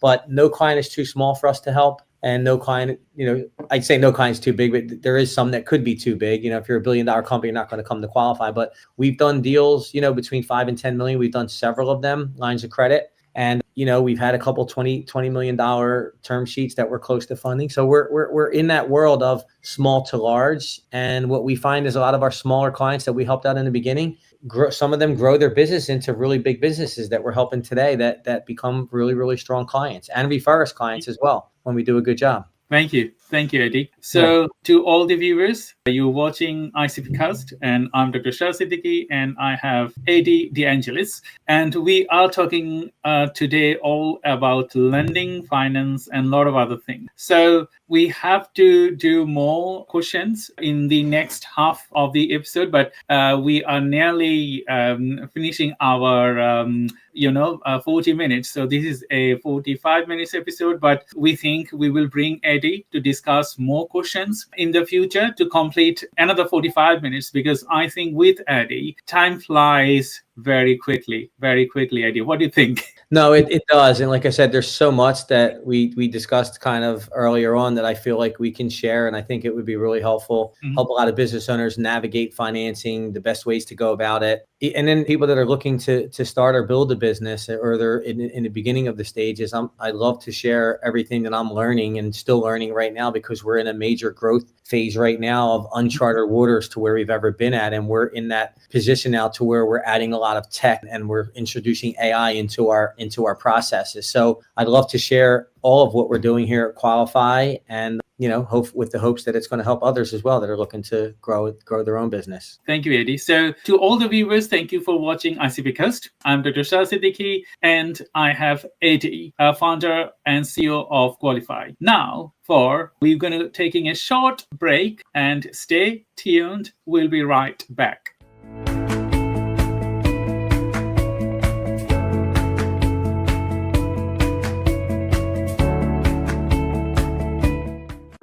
Great conversations start with thought-provoking ideas, and a visionary leaders turn them into reality.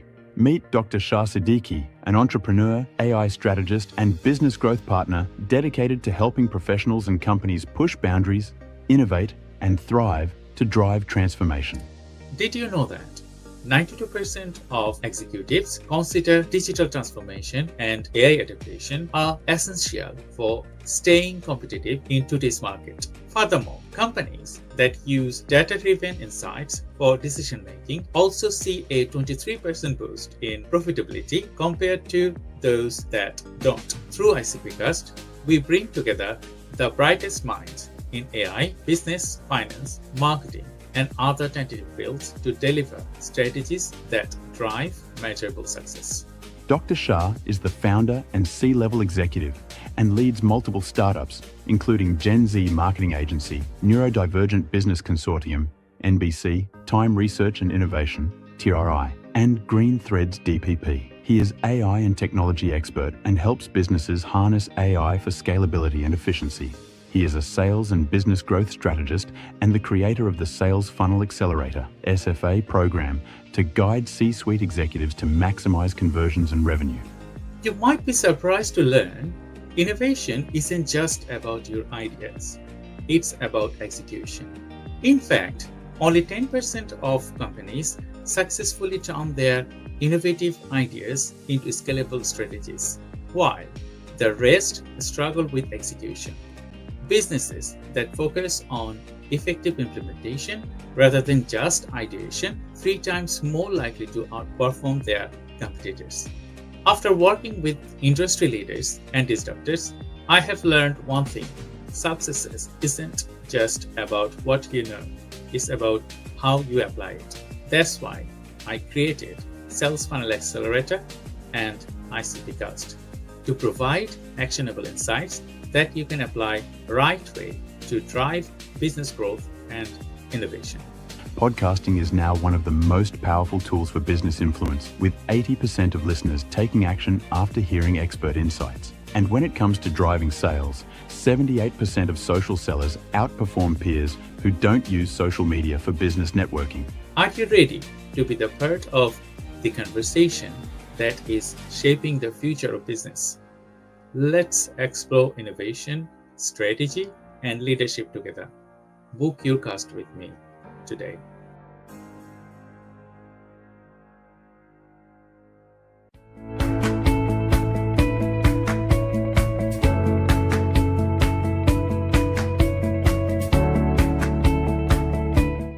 Hello everyone, welcome back to ICPcast. I'm Dr. Shah Siddiqui and I have ADD Angelis, founder and CEO of Qualifi. We got some exciting insight coming up. So stay with us and we will dive into the world of finance, technology, and innovation. Let's get started. So Eddie, thank you very much for joining today's conversation. I think viewers will like it and love it. Why? You have identified a lot of challenges and you also have identified how you have solved these problems with you and with your experience and backlinking your start and who you are now.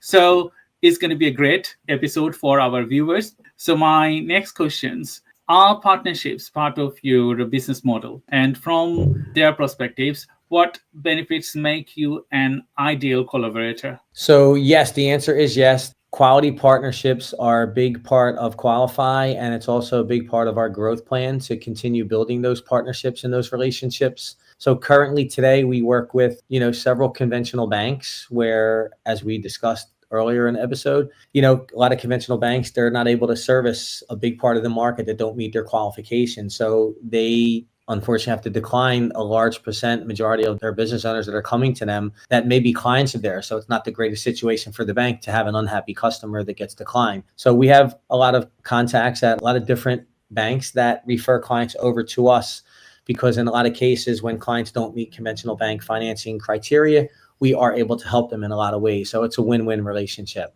So conventional banks, CPAs, accounting firms, and fractional CFOs are very big for us because they're working with several business owners that, have good relationships with their business owners. So any type of client that a CPA or an accounting firm or a fractional CFO refers over to us, they're typically really good clients for us to be able to help. We work with basically anyone that is working with other businesses. It could be a business consultant. Mm-hmm. It could be a business wholesaler in any type of, construction industry, where any business that's working with other businesses and they're speaking to businesses every day could be a potential good resource for us. We have other brokers that send us deals that may not be able to open up with a lot of the lenders and a lot of the resources that we have from being in the industry so long and doing the volume that we're doing. So we'll have a lot of other smaller brokers that'll come to us just to utilize us for all of our resources. And it's a big part of our business. We want to continue to grow that and focus on that as well. Thank you very much. I deliberately asked this question to you, that what you do in relation with returning back. I came from a diverse background family from Bangladesh. I have seen struggle. I have seen also established a lot of different things. So in between that, I have a duty to return things back to the society that I was belonged to. Absolutely. And now I'm supporting individuals in different spaces. In my office in Bangladesh, I continually train people. I pay money to train them to get a better job, to get a better qualification. So after 6-7 years, I can see that those people that I have helped, they're in the UK, working in corporations, working in universities. Yeah. In the USA, last week, one of my employee that I was supporting him, he got scholarships from the biggest university in the US. That's amazing. these are the things that you think that, okay, that's a very good achievement because you're returning back. And yeah, it just feels better than even making any amount of money because you're seeing everything and all that work and those gifts and even the people that you're helping and you're hiring. Like we're mentoring the young ones that we hire that are out of college and because we have so much experience, our management team, and we're even promoting healthy eating and things like that and going to church and just being a better human being all over. It's not just about the job, but that's what's part of our culture that we're all embracing and why we are, I feel like that's a big contributor to why we're seeing the success that we're seeing right now. I totally agree. So it's been a pleasure talking to you, and we're going to be bringing you with another episode because we could not finish the entire questionnaire. There are lots of things to talk about. We're going to be dive into details in our next episode. So thank you everyone for watching today's ICPcast podcast, and thank you for Eddie to add value to these episodes. And I'm going to be welcome you to the next episode with Eddie. And we're going to be recording that in next couple of weeks' time. And we will let you know when we're going to be doing the premiere. So I hope that today's conversation with Eddie DeAngelis, founder and CEO of Qualifi, has sparked fresh ideas and provided valuable insight to elevate your business strategies, whether it is in sales, marketing, finance, or innovation. Don't forget to subscribe to our newsletters on ICPcast.com. Share this episode with your network. Leave us a review. It helps us reach and inspire more leaders like Eddie. So like our page on LinkedIn and subscribe to our YouTube channel, Sales Funnel Accelerator. And to know behind the scenes and content and updates on upcoming episodes, please stay tuned. Until next time, stay inspired, stay curious, and keep leading the way in innovation. So, Eddie, thank you, and bye-bye. Thank you for having me, Doc. I look forward to the next episode. Thank you. Thank you.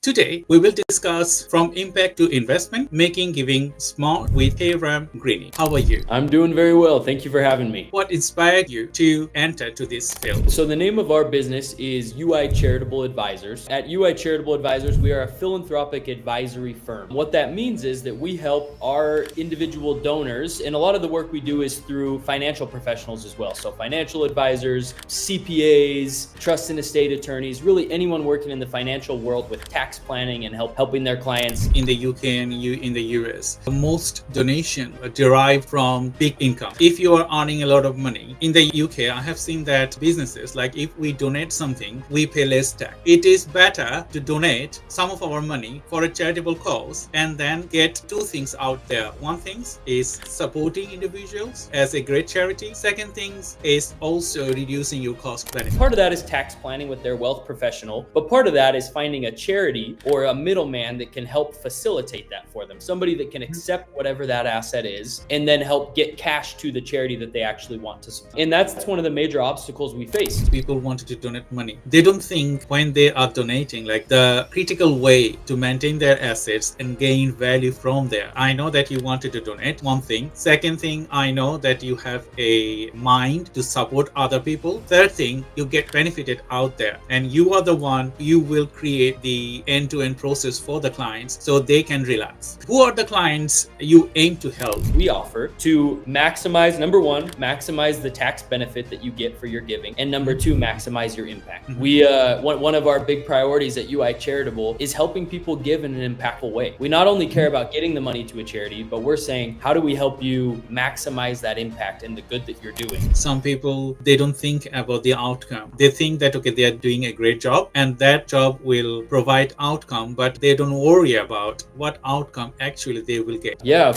What makes your approach unique? I'll focus on donor advised funds. Donor advised funds are a charitable giving vehicle. It's basically a charitable savings account. So you can fund this DAF, have it sit there for a while, and then give to charity over the next 5-10 years, all out of this single account. If you can make this kind of impactful decision making for your client, that will transform so many lives full of impact. We've built our flywheel fully around referrals. And so our whole concept is establishing these really loyal, successful partnerships with wealth professionals. So that's advisors, investment advisors, CPAs, attorneys, different types of professionals helping clients do their estate planning and charitable giving. And so partnerships are really our sole focus. How do we develop deep partnerships where we're talking about important things and helping them help their clients give to the causes that they're most passionate about?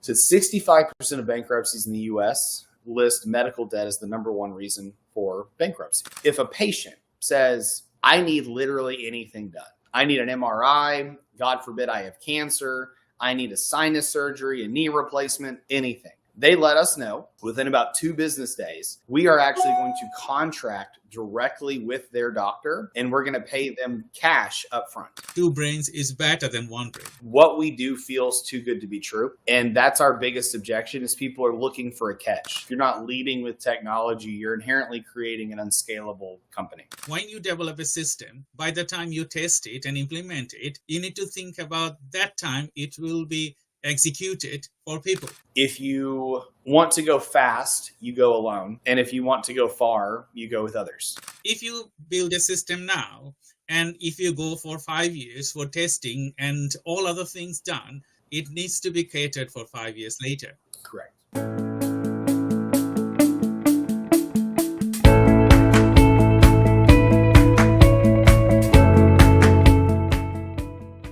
Hello, everyone. Welcome to the Innovative Circle podcast.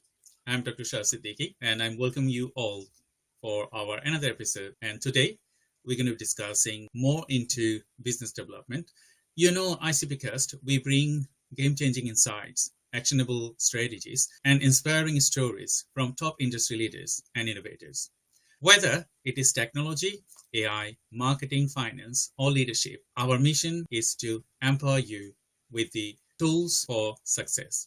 In each episode, we bring lots of information and core information with a guest. We talk inside and out. And today, we will have a special guest to join me. And his name is Jack Hawthorne, Chief Revenue Officer from Clearwater. So I'm just going to welcome him.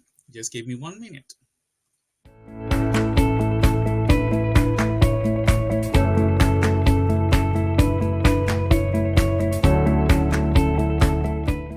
Hello, Jack. How are you today? Doing great, man. How are you doing? I'm fine, thank you. So thank you very much for joining today's ICPcast, and we appreciate your contribution to the network as well as talking to some of the key areas that we wanted to consider to discuss, as well as letting our network know. So to start with, I just wanted to ask you, can you tell a little bit about your journey and what inspired you to pursue this career? Sure. No, absolutely. The super short version, right, from a high level, is I worked early on in mostly trades. So I was a welder, parts manufacturing, that kind of thing. Knew I didn't want to do that forever. Ended up going to law school. And when I got out, I really enjoyed the business aspect of it, but never really enjoyed practicing law.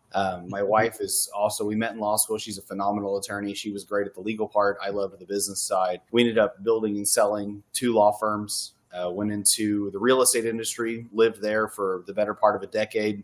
Built a very large ecosystem where we were fortunate to have a lot of great people, about 1,400 sales representatives that worked with us. Did just under $4 billion in sales in 2022. We took an exit from that ecosystem, and whenever I was looking for what I wanted to do for the next season of my life, I met the great folks at Clearwater, the founders. We sat down, chatted a little bit, and kind of the stars aligned. It was something that really made a lot of sense to me, even though I never really had anything to do with healthcare. And I liked the idea of what they were doing. They were extremely disruptive, and it has proven to be a good decision so far, which has been exciting. But that's the short version of how we got here. So didn't start in healthcare, but I'm happy to be here now.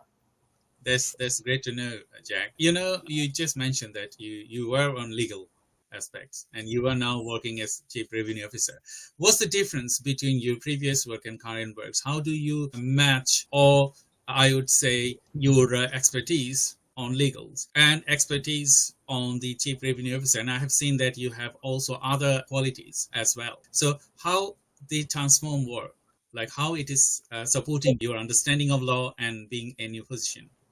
Sure. So it's helpful to understand that there's lots of different types of practicing law, right? Which is great. I would probably be a terrible compliance attorney, honestly, because the answer is never no. It's, well, not like this. Like let's figure out how we can get this done, because usually there's a deal to be done somewhere, and we're all trying to figure out how to make that happen. And so I was fortunate when I was a practicing attorney to, as the business owner, I needed to get deals done. And so it was much more of a negotiation or finding a way to make those things happen, as opposed to, well, this isn't allowed and that's just how it is. Right. And so finding those, not even loopholes, just finding ways to satisfy everybody's needs while also making sure that you maintain the integrity of whatever the rules are, the compliance rules are, especially, now I'm in healthcare.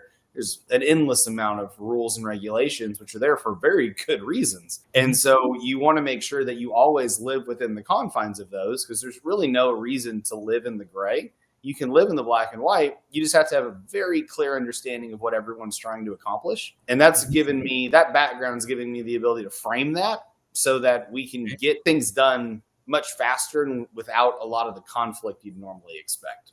That's really positive, I would say, because when you understand such of things and then you implement things with your work, it's just like you just add core value. And it's great to know, Jack. Thank you very much. My next question would be to you, what is the mission of your company? Yeah, so the mission of Clearwater is to make healthcare affordable and accessible in a way that recognizes that the current industry, like the health insurance industry in the United States, is an extremely busted system. Mm-hmm.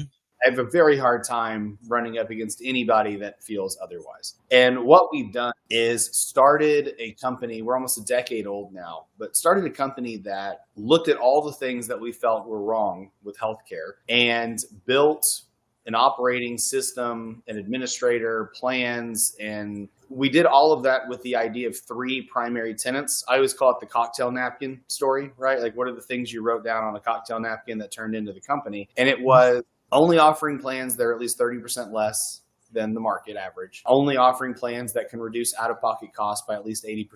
Mm-hmm. And then at the time, it was a hyper focus on individual business owners and small businesses. And that last tenet has since grown because the opportunity has allowed us to do so. But the first 2 are the same. Our corporate mandate is that insurance is expensive because people make it expensive, not because it has to be. So we have truly started to make a substantial impact in that market, but it's really just changing accessibility for both the price, but also getting rid of just the complication for the sake of making it hard, right? Like, I don't think it's any secret.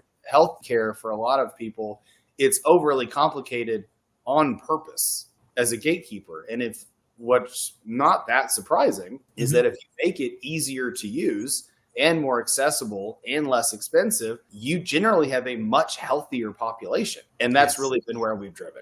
That's fascinating, Jack. Thank you very much. But you know that before last month, there was a high figure killed during the, and you know that how it's impacting people and how people wanted to take revenge. So you are just bringing the gaps and breach between the health insurance and the community. So I think their contribution is greater than normally you would expect, isn't it? Oh, absolutely. Yeah. I mean, and to your point, like it's tragic when there's any loss of life, right? Like in any way. When we look at it though, you had someone, very high profile person who was legitimately executed in the middle of the street. And collectively, the entire country was like, right, like that's a horrific light, shedding a horrific light on that industry, right? When everyone's like, yeah, we kind of get it. And so when you take a step back and look at how did we get here and why is it like this, it's not that complicated. There's a couple of things that make it really expensive. They don't have to be like that, but there's a certain level of pain that the U.S. population has accepted. And if you can move away from that, and we're great evidence of this, and there are other companies out there doing things that are similar to us. We're all kind of in our different lanes, but they're seeing tremendous growth. We're seeing tremendous growth because people are starving for an alternative. That's a great example, I would say, Jack. So on my connecting questions, I just wanted to ask you what the biggest challenge or trend you have observed in industry recently? Yeah, so the biggest challenge that we've had in the industry has been what we do feels too good to be true. And that's our biggest objection is people are looking for a catch. They are used to being taken advantage of by insurance companies. And so the idea that an insurance company would simply charge less because it can, and our position is that we've traded volume for margin. We'd rather help way more people than less people that charge way more. And that is so unheard of that people sometimes have a hard time wrapping their head around it. Mm-hmm. Yeah, when you work specifically, a big industry, I think US is the biggest health industry in the world. And when you talk about insurance, you talk about people, you talk about different type of collaborators and contributors together. In the UK, it's different, you know that.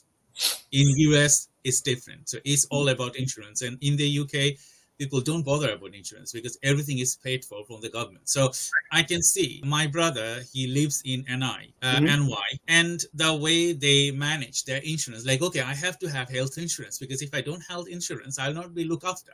But here we see, okay, it's totally different. I never worry about paying health insurance here because my NI is taken off from the government and I'm secured. And even if I don't pay NI, still I'm secured.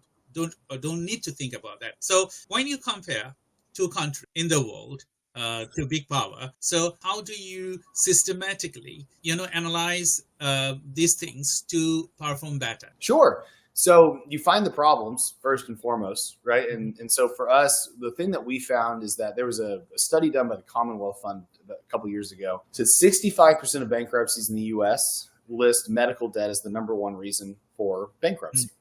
And while that's a problem within itself, the much larger problem is that of those people, 90% of them had insurance, which means it fundamentally is not working, right? And the reason it's not working is one, it's too complicated for what they're doing, or it's very much not what they thought they were getting. And so in the United States, there's a lot of alternative products to major medical insurance, which just kind of covers everything. They're limited, right? They're limited indemnity. They waive certain things, but the average consumer does not know what they're giving up until it's way too late.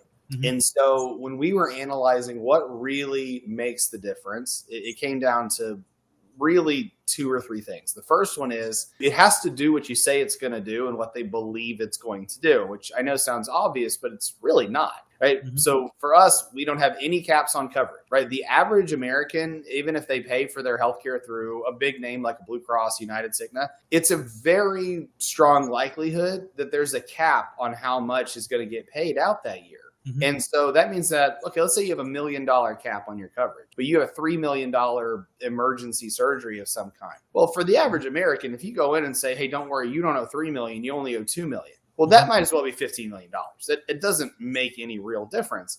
And so we wanted to make sure there's no cap so people are actually covered for everything that could happen. We wanted to make sure it's really easy to use because healthcare in the United States is very complicated, often unnecessarily, which also makes it more expensive because the doctors are trying to get paid and the insurance companies are typically trying to not pay them. And that creates this big spiral. What that does is when you combine making it simple, you make it really, really easy for people to use, and you actually address the things that they're needing to address, it gives you the ability to provide a product that's very stable because people typically stay, right? So for us, we have an almost 90% retention rate. So year over year, people stay on, which is really great because we know that people are on there. We know who they are. We can grow very steadily. In health insurance, the law of large numbers is really important. Right? When you get to a certain point, it doesn't really matter if one or two people get sick because the rest of everyone can carry them in a balanced way. But the fundamental problem in the US is that most of the products are built for everyone, which means they're not really customized or built for anyone.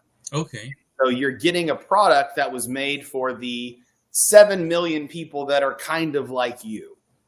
But that means it doesn't address your issues, right? Not with any real certainty. And so when you start from the other way and say, well, let's build a plan for an individual, and then let's go help 2 people. Then we'll help 5. Then we'll help 50. Then we'll help 5,000, right? And it just goes and goes and goes. It's just a much different experience from the ground up.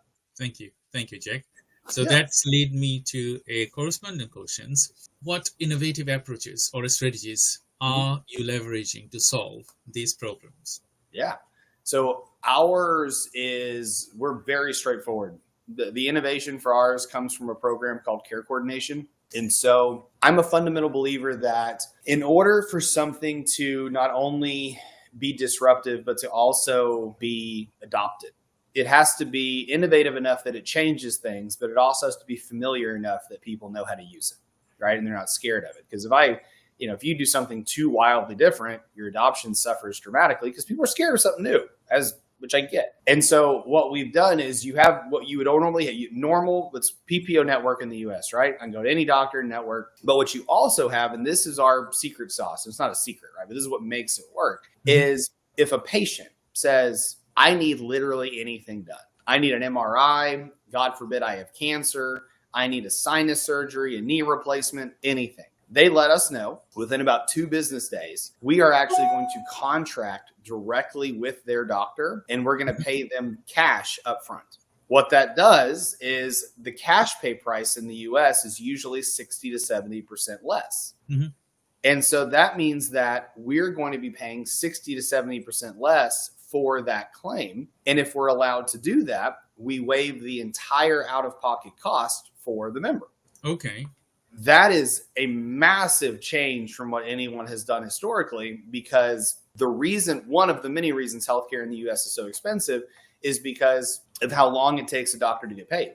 Mm-hmm. But we're coming in saying, hey, I got cash right now. We'll pay you today, 2 weeks before it even happens. And they're thrilled to do it. And so we're in alignment, right? So the member doesn't want to pay out of pocket. So they're happy to get involved. We want to pay cash pay price because it protects the integrity and stability of the plan for everybody. So we want that. The physician wants to get paid up front. So they want it. And it actually puts you in a position where everybody's getting what they want. You're just getting it much faster. And because of that alignment, over 85% of our members use Care Coordination because they're actually incentivized to do so. It's not like, hey, will you help us save money?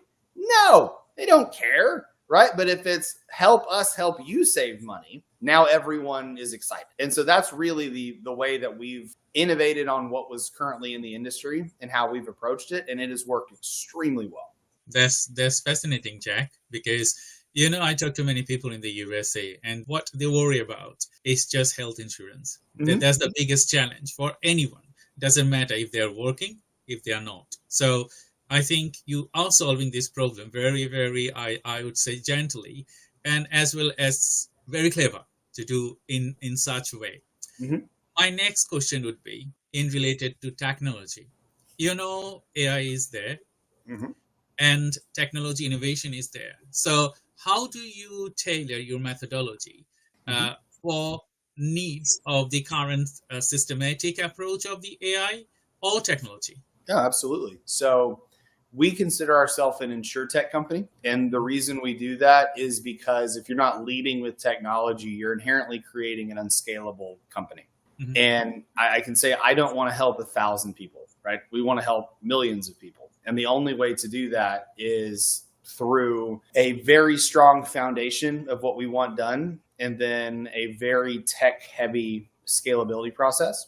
Mm-hmm. So we are 2 years in and a considerable amount of capital in on developing our own AI platform that runs an insurance company. Mm-hmm. And it's still a baby, right? Like it's in testing, it's learning, it's doing its stuff, but it's already phenomenal. But what it does is it gives people the ability to access on-demand questions very quickly.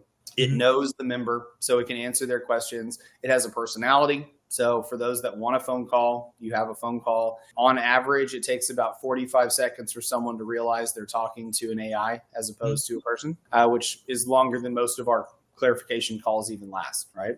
Mm-hmm. And what it really allows us to do is to say, because we will need less support team to cover the day-to-day things, we will be able to hire the absolute best of the best at everything that we need, because they have the support, a very robust artificial intelligence component on the back end. And it's also why we're remote, I'm one of the few people in the world, I think, that I hate being remote. It's fine, right? But I love an office, and I know that makes me broken and old, but it is what it is. But being remote means we can hire the best talent from anywhere in the world without having to worry about any restrictions. And that is so incredibly worth it. So when we're looking at this, we're going, how do we get the best talent, the best experience, the best process? And it has to be by being tech forward, by situationally developing either our own technology or using technology that's already fantastic that we couldn't replicate in a meaningful way, and kind of finding that balance, but also understanding that most companies have tech that they like. And so because of that,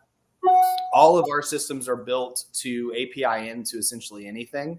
Because if I have to dictate your company has to change what you're doing in order to work with us, my adoption goes down, right? Just for no one likes change. So I'd much rather build it to be friendly with anything that you're already using. And that just makes it a much more frictionless process.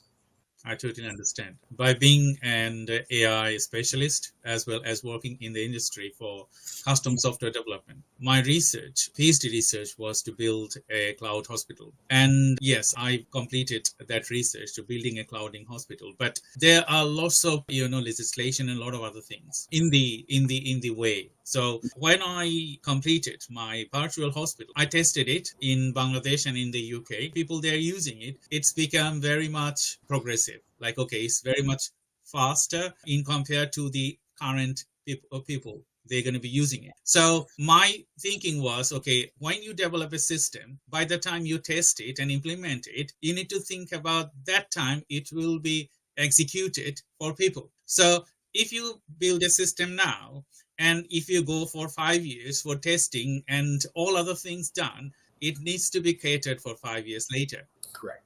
Okay.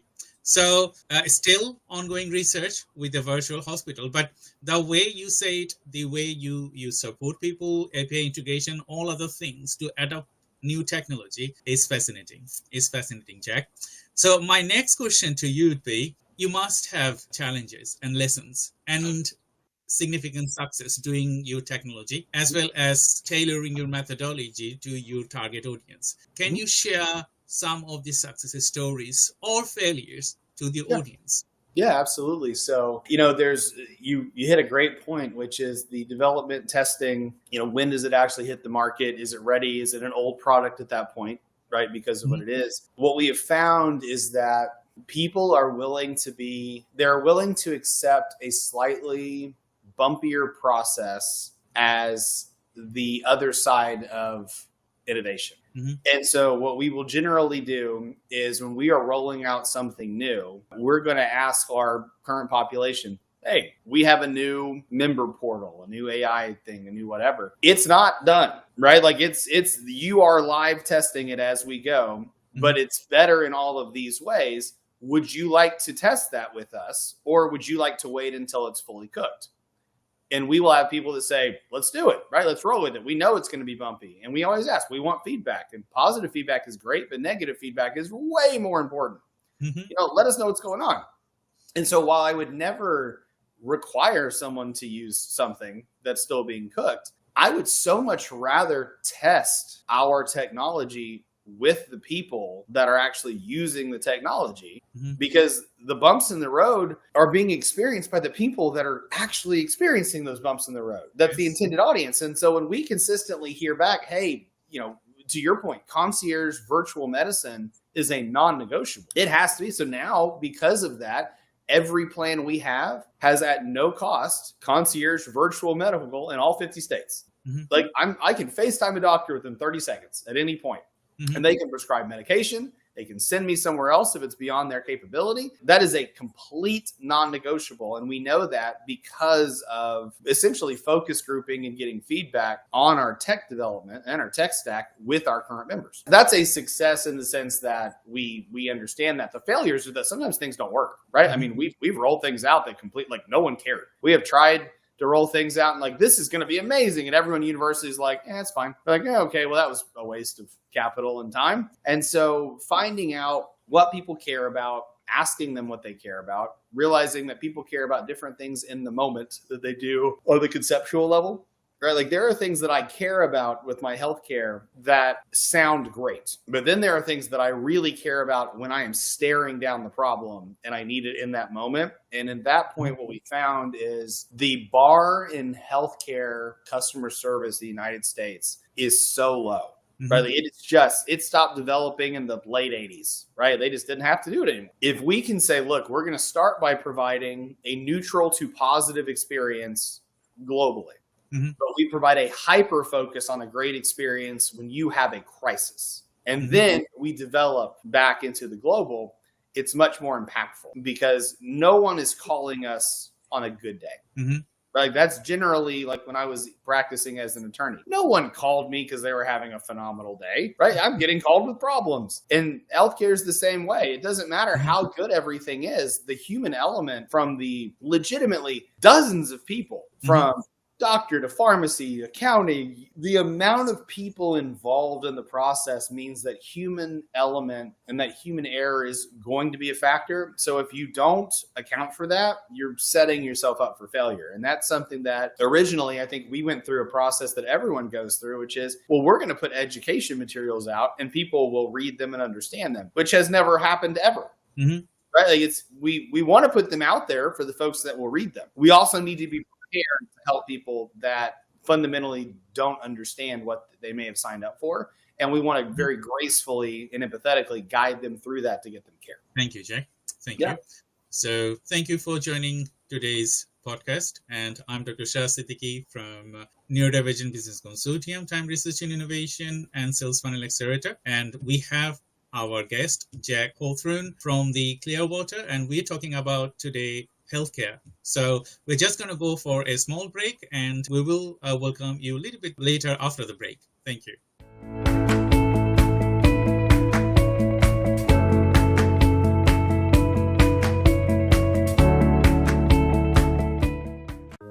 Great conversations start with thought-provoking ideas, and visionary leaders turn them into reality. Meet Dr. Shah Siddiqui, an entrepreneur, AI strategist, and business growth partner dedicated to helping professionals and companies push boundaries, innovate, and thrive to drive transformation. Did you know that 92% of executives consider digital transformation and AI adaptation are essential for staying competitive in today's market? Furthermore, companies that use data-driven insights for decision-making also see a 23% boost in profitability compared to those that don't. Through ICPcast, we bring together the brightest minds in AI, business, finance, marketing, and other tentative fields to deliver strategies that drive measurable success. Dr. Shah is the founder and C-level executive and leads multiple startups, including Gen Z marketing agency, Neurodivergent Business Consortium, NBC, Time Research and Innovation, TRI, and Green Threads DPP. He is AI and technology expert and helps businesses harness AI for scalability and efficiency. He is a sales and business growth strategist and the creator of the Sales Funnel Accelerator, SFA program, to guide C-suite executives to maximize conversions and revenue. You might be surprised to learn innovation isn't just about your ideas, it's about execution. In fact, only 10% of companies successfully turn their innovative ideas into scalable strategies, while the rest struggle with execution. Businesses that focus on effective implementation rather than just ideation 3 times more likely to outperform their competitors. After working with industry leaders and disruptors, I have learned one thing: success isn't just about what you know, it's about how you apply it. That's why I created Sales Funnel Accelerator and ICPcast to provide actionable insights that you can apply right way to drive business growth and innovation. Podcasting is now one of the most powerful tools for business influence, with 80% of listeners taking action after hearing expert insights. And when it comes to driving sales, 78% of social sellers outperform peers who don't use social media for business networking. Are you ready to be the part of the conversation that is shaping the future of business? Let's explore innovation, strategy, and leadership together. Book your cast with me today.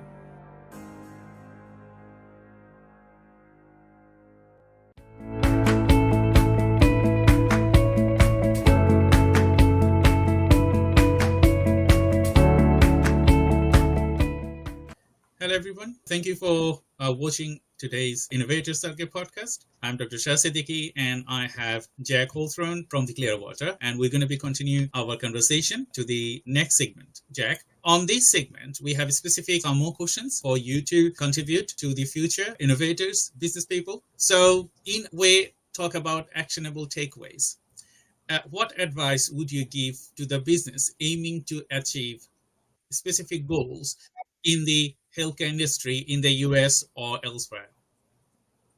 Yeah, so it's a little more global than that, honestly. Regardless of whether you're in healthcare, real estate, tech, whatever it may be, the simplest answer and the one that is most often overlooked is that you have to identify with extreme clarity and prejudice what your goals are. And you have to identify what they are not, which is much more important, because the number one reason that I see companies not achieve their goals is because they are easily distracted and they are absolutely haunted by opportunity loss. Mm-hmm.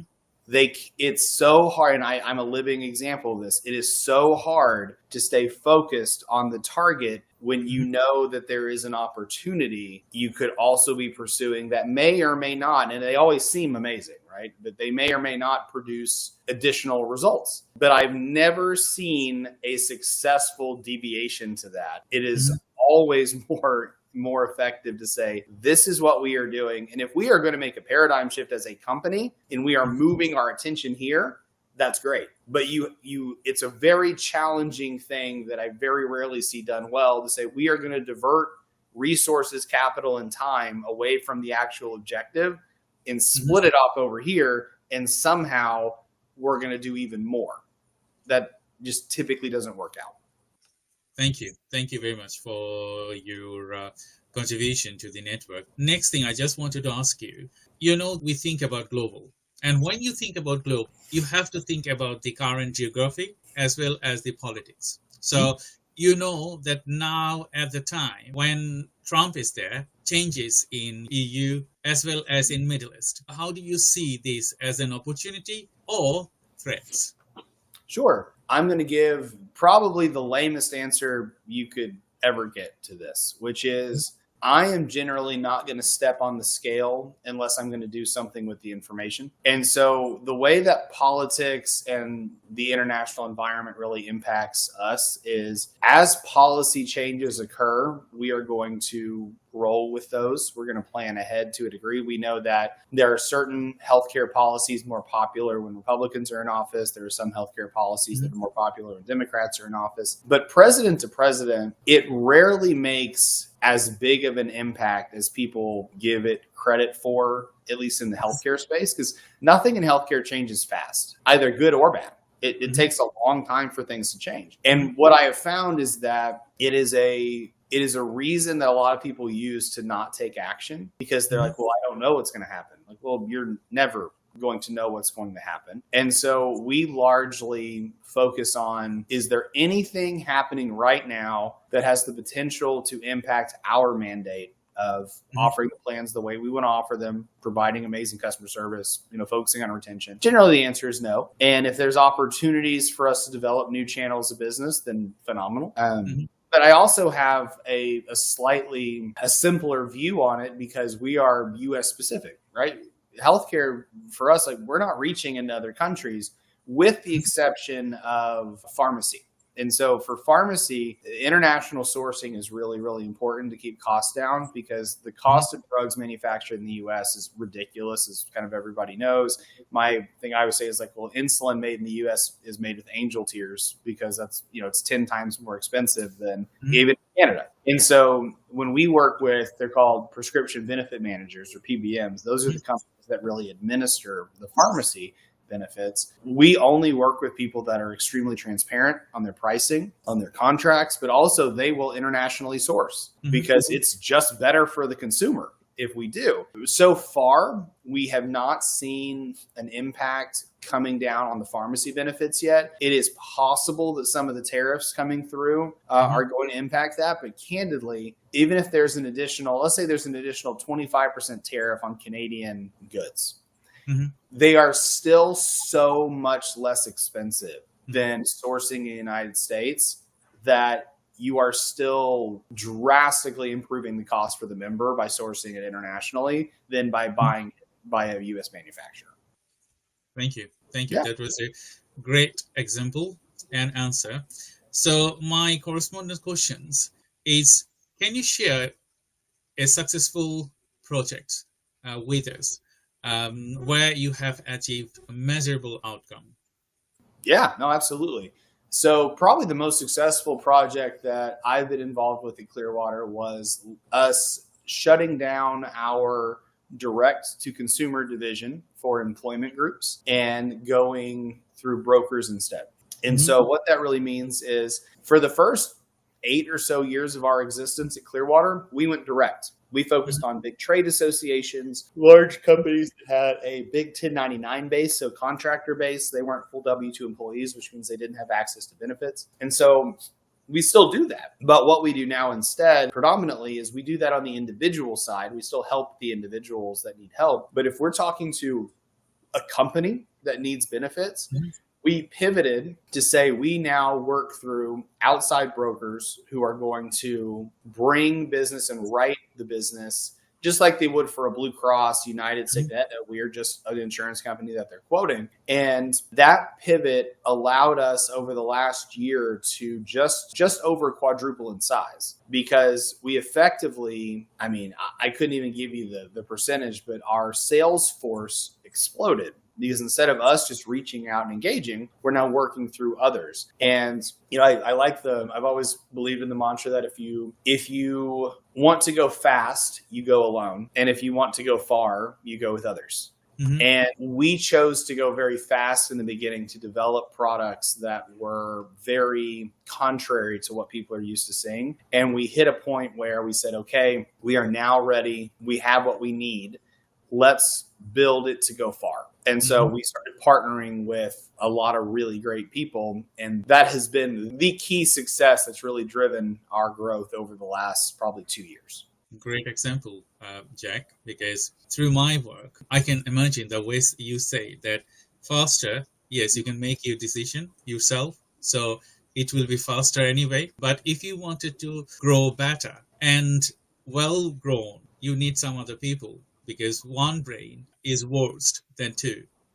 I always give these examples. People say 2 brains is better than 1 brain. So when you have many people, expertise in your team, or outside collaborators, you can bring things differently. So the next segments are going to be talking about more into the future. So thank you everyone for joining today's Innovator Circle podcast. And I have Jack from Clearwater. So we just wanted to talk about the future, you know, in relation with industry trends and shape the future of your industry over the next 5 or 10 years. What specifically trends you would follow to predict the right path? Sure. So, you know, generally speaking, the only way you can know where you're going is to know where you are right now and where you've been, right? That gives you your trajectory.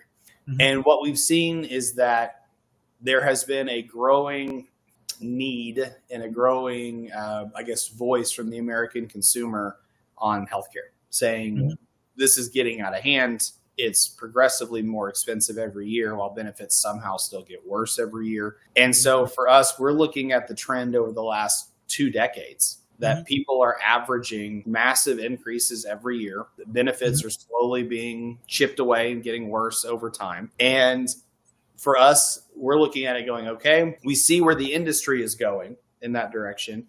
So if we can find that, again, very familiar, but still very innovative direction and answer the need that people have for an alternative to those legacy carriers, then it allows us to really plot our trajectory quite cleanly, because we know they're going up and to the right. Right? Like, it's going to get more expensive. It's just going to keep getting more expensive. And it's going to take a lot to dislodge the stranglehold that those legacy carriers have on the market. But it is such a massive industry, and there's so many people that are involved, that even making a dent in the industry will allow us to have substantial success and change hundreds of thousands, if not millions of lives over the next few years. That's a great answer, Jack. Another thing that I wanted to add, I will ask you the same questions again. When I talk to individual businesses and when I talk to them, like, okay, are you thinking about the current technology? Are you thinking about the current geography or politics or a lot of other things? Because everything is your business contributor. Some people, they ask me, okay, why do you want to tailor a methodology for next 10 years? Why don't it be next couple of years? In relation to that, how do you tailor your methodology? Do you do short-term, long-term, and mid-term? Or you do like, okay, this is my 20 years methodology, and I wanted to change it while as an agile process, time to time, and get out there. How do you do that? Yeah, so it's kind of all of the above, right? So generally, what we found is that if you're thinking within the next 3 to 5 years and that's it, you probably don't have the scope of vision to really dictate what those 3 to 5 years should look like, right? So for us, if we know that in 10 years, we want to be, let's say a publicly traded company, and we want this much in valuation, we want to be helping this many members. Well, in order to do that, it allows me to lay out the specifics of saying, if I'm going to get there in 10 years, that means in 5 years, I need to have these things done, which means in 3 years, I need to have these things done. In 1 year, I need to have these things done, which means in the next quarter, I need to do these things, which means in the next month, I have to do this. And that is an obnoxious level of breakdown. However, what I have found is we treat everything like a software sprint. So I know that in order to create the Lego brick I need to create that will eventually be part of the 500 Lego bricks that will eventually build the thing we want to build, right now I need to put this little thing on this. Right. And so to break that down to just a absolute micro level has allowed us to say we are always on track. And if we fall off track, we know why, we know how to fix it. And we have a lot more control over what we need to be doing because there is no guesswork. At no point does anyone in our company not know where we're going, how we're going to get there, and what their role is today to help us achieve what we're going to look like in 2035. Great answer, Jack. Great answer. Because when I talk to people, mostly when I work with individuals in C-level executives to talk about technology and talk about the process, I'm very process driven. And I ask them, okay, where you wanted to see in 20 years time. Okay. And sometimes some people, their eyes become very big. Like, okay, why are you asking me 20 years time? And my answer is because if I see where you want to be in 20 years time, I need to reverse engineer it to present time, that what you need to do right now to achieve that one. So that's the way I think. Different people would work differently, but to achieve visionary, you need to see the vision first and then reverse engineer it to start the right point, to get to where you want to be. Because if you don't know where you are going, you don't know. You can't go there anyway. So thank you very much. So thank you everyone for joining today's podcast. We have a few more questions to ask to Jack, and it is great pleasure to talking to you, Jack, today. So my next question is a correspondence questions, with the upcoming threads, and a lot of other things. What suggestions you would give to the businesses that how they prepare for the business challenge in the future? Sure. So I think it's going to be making sure that you are not over glorifying or emphasizing the challenge.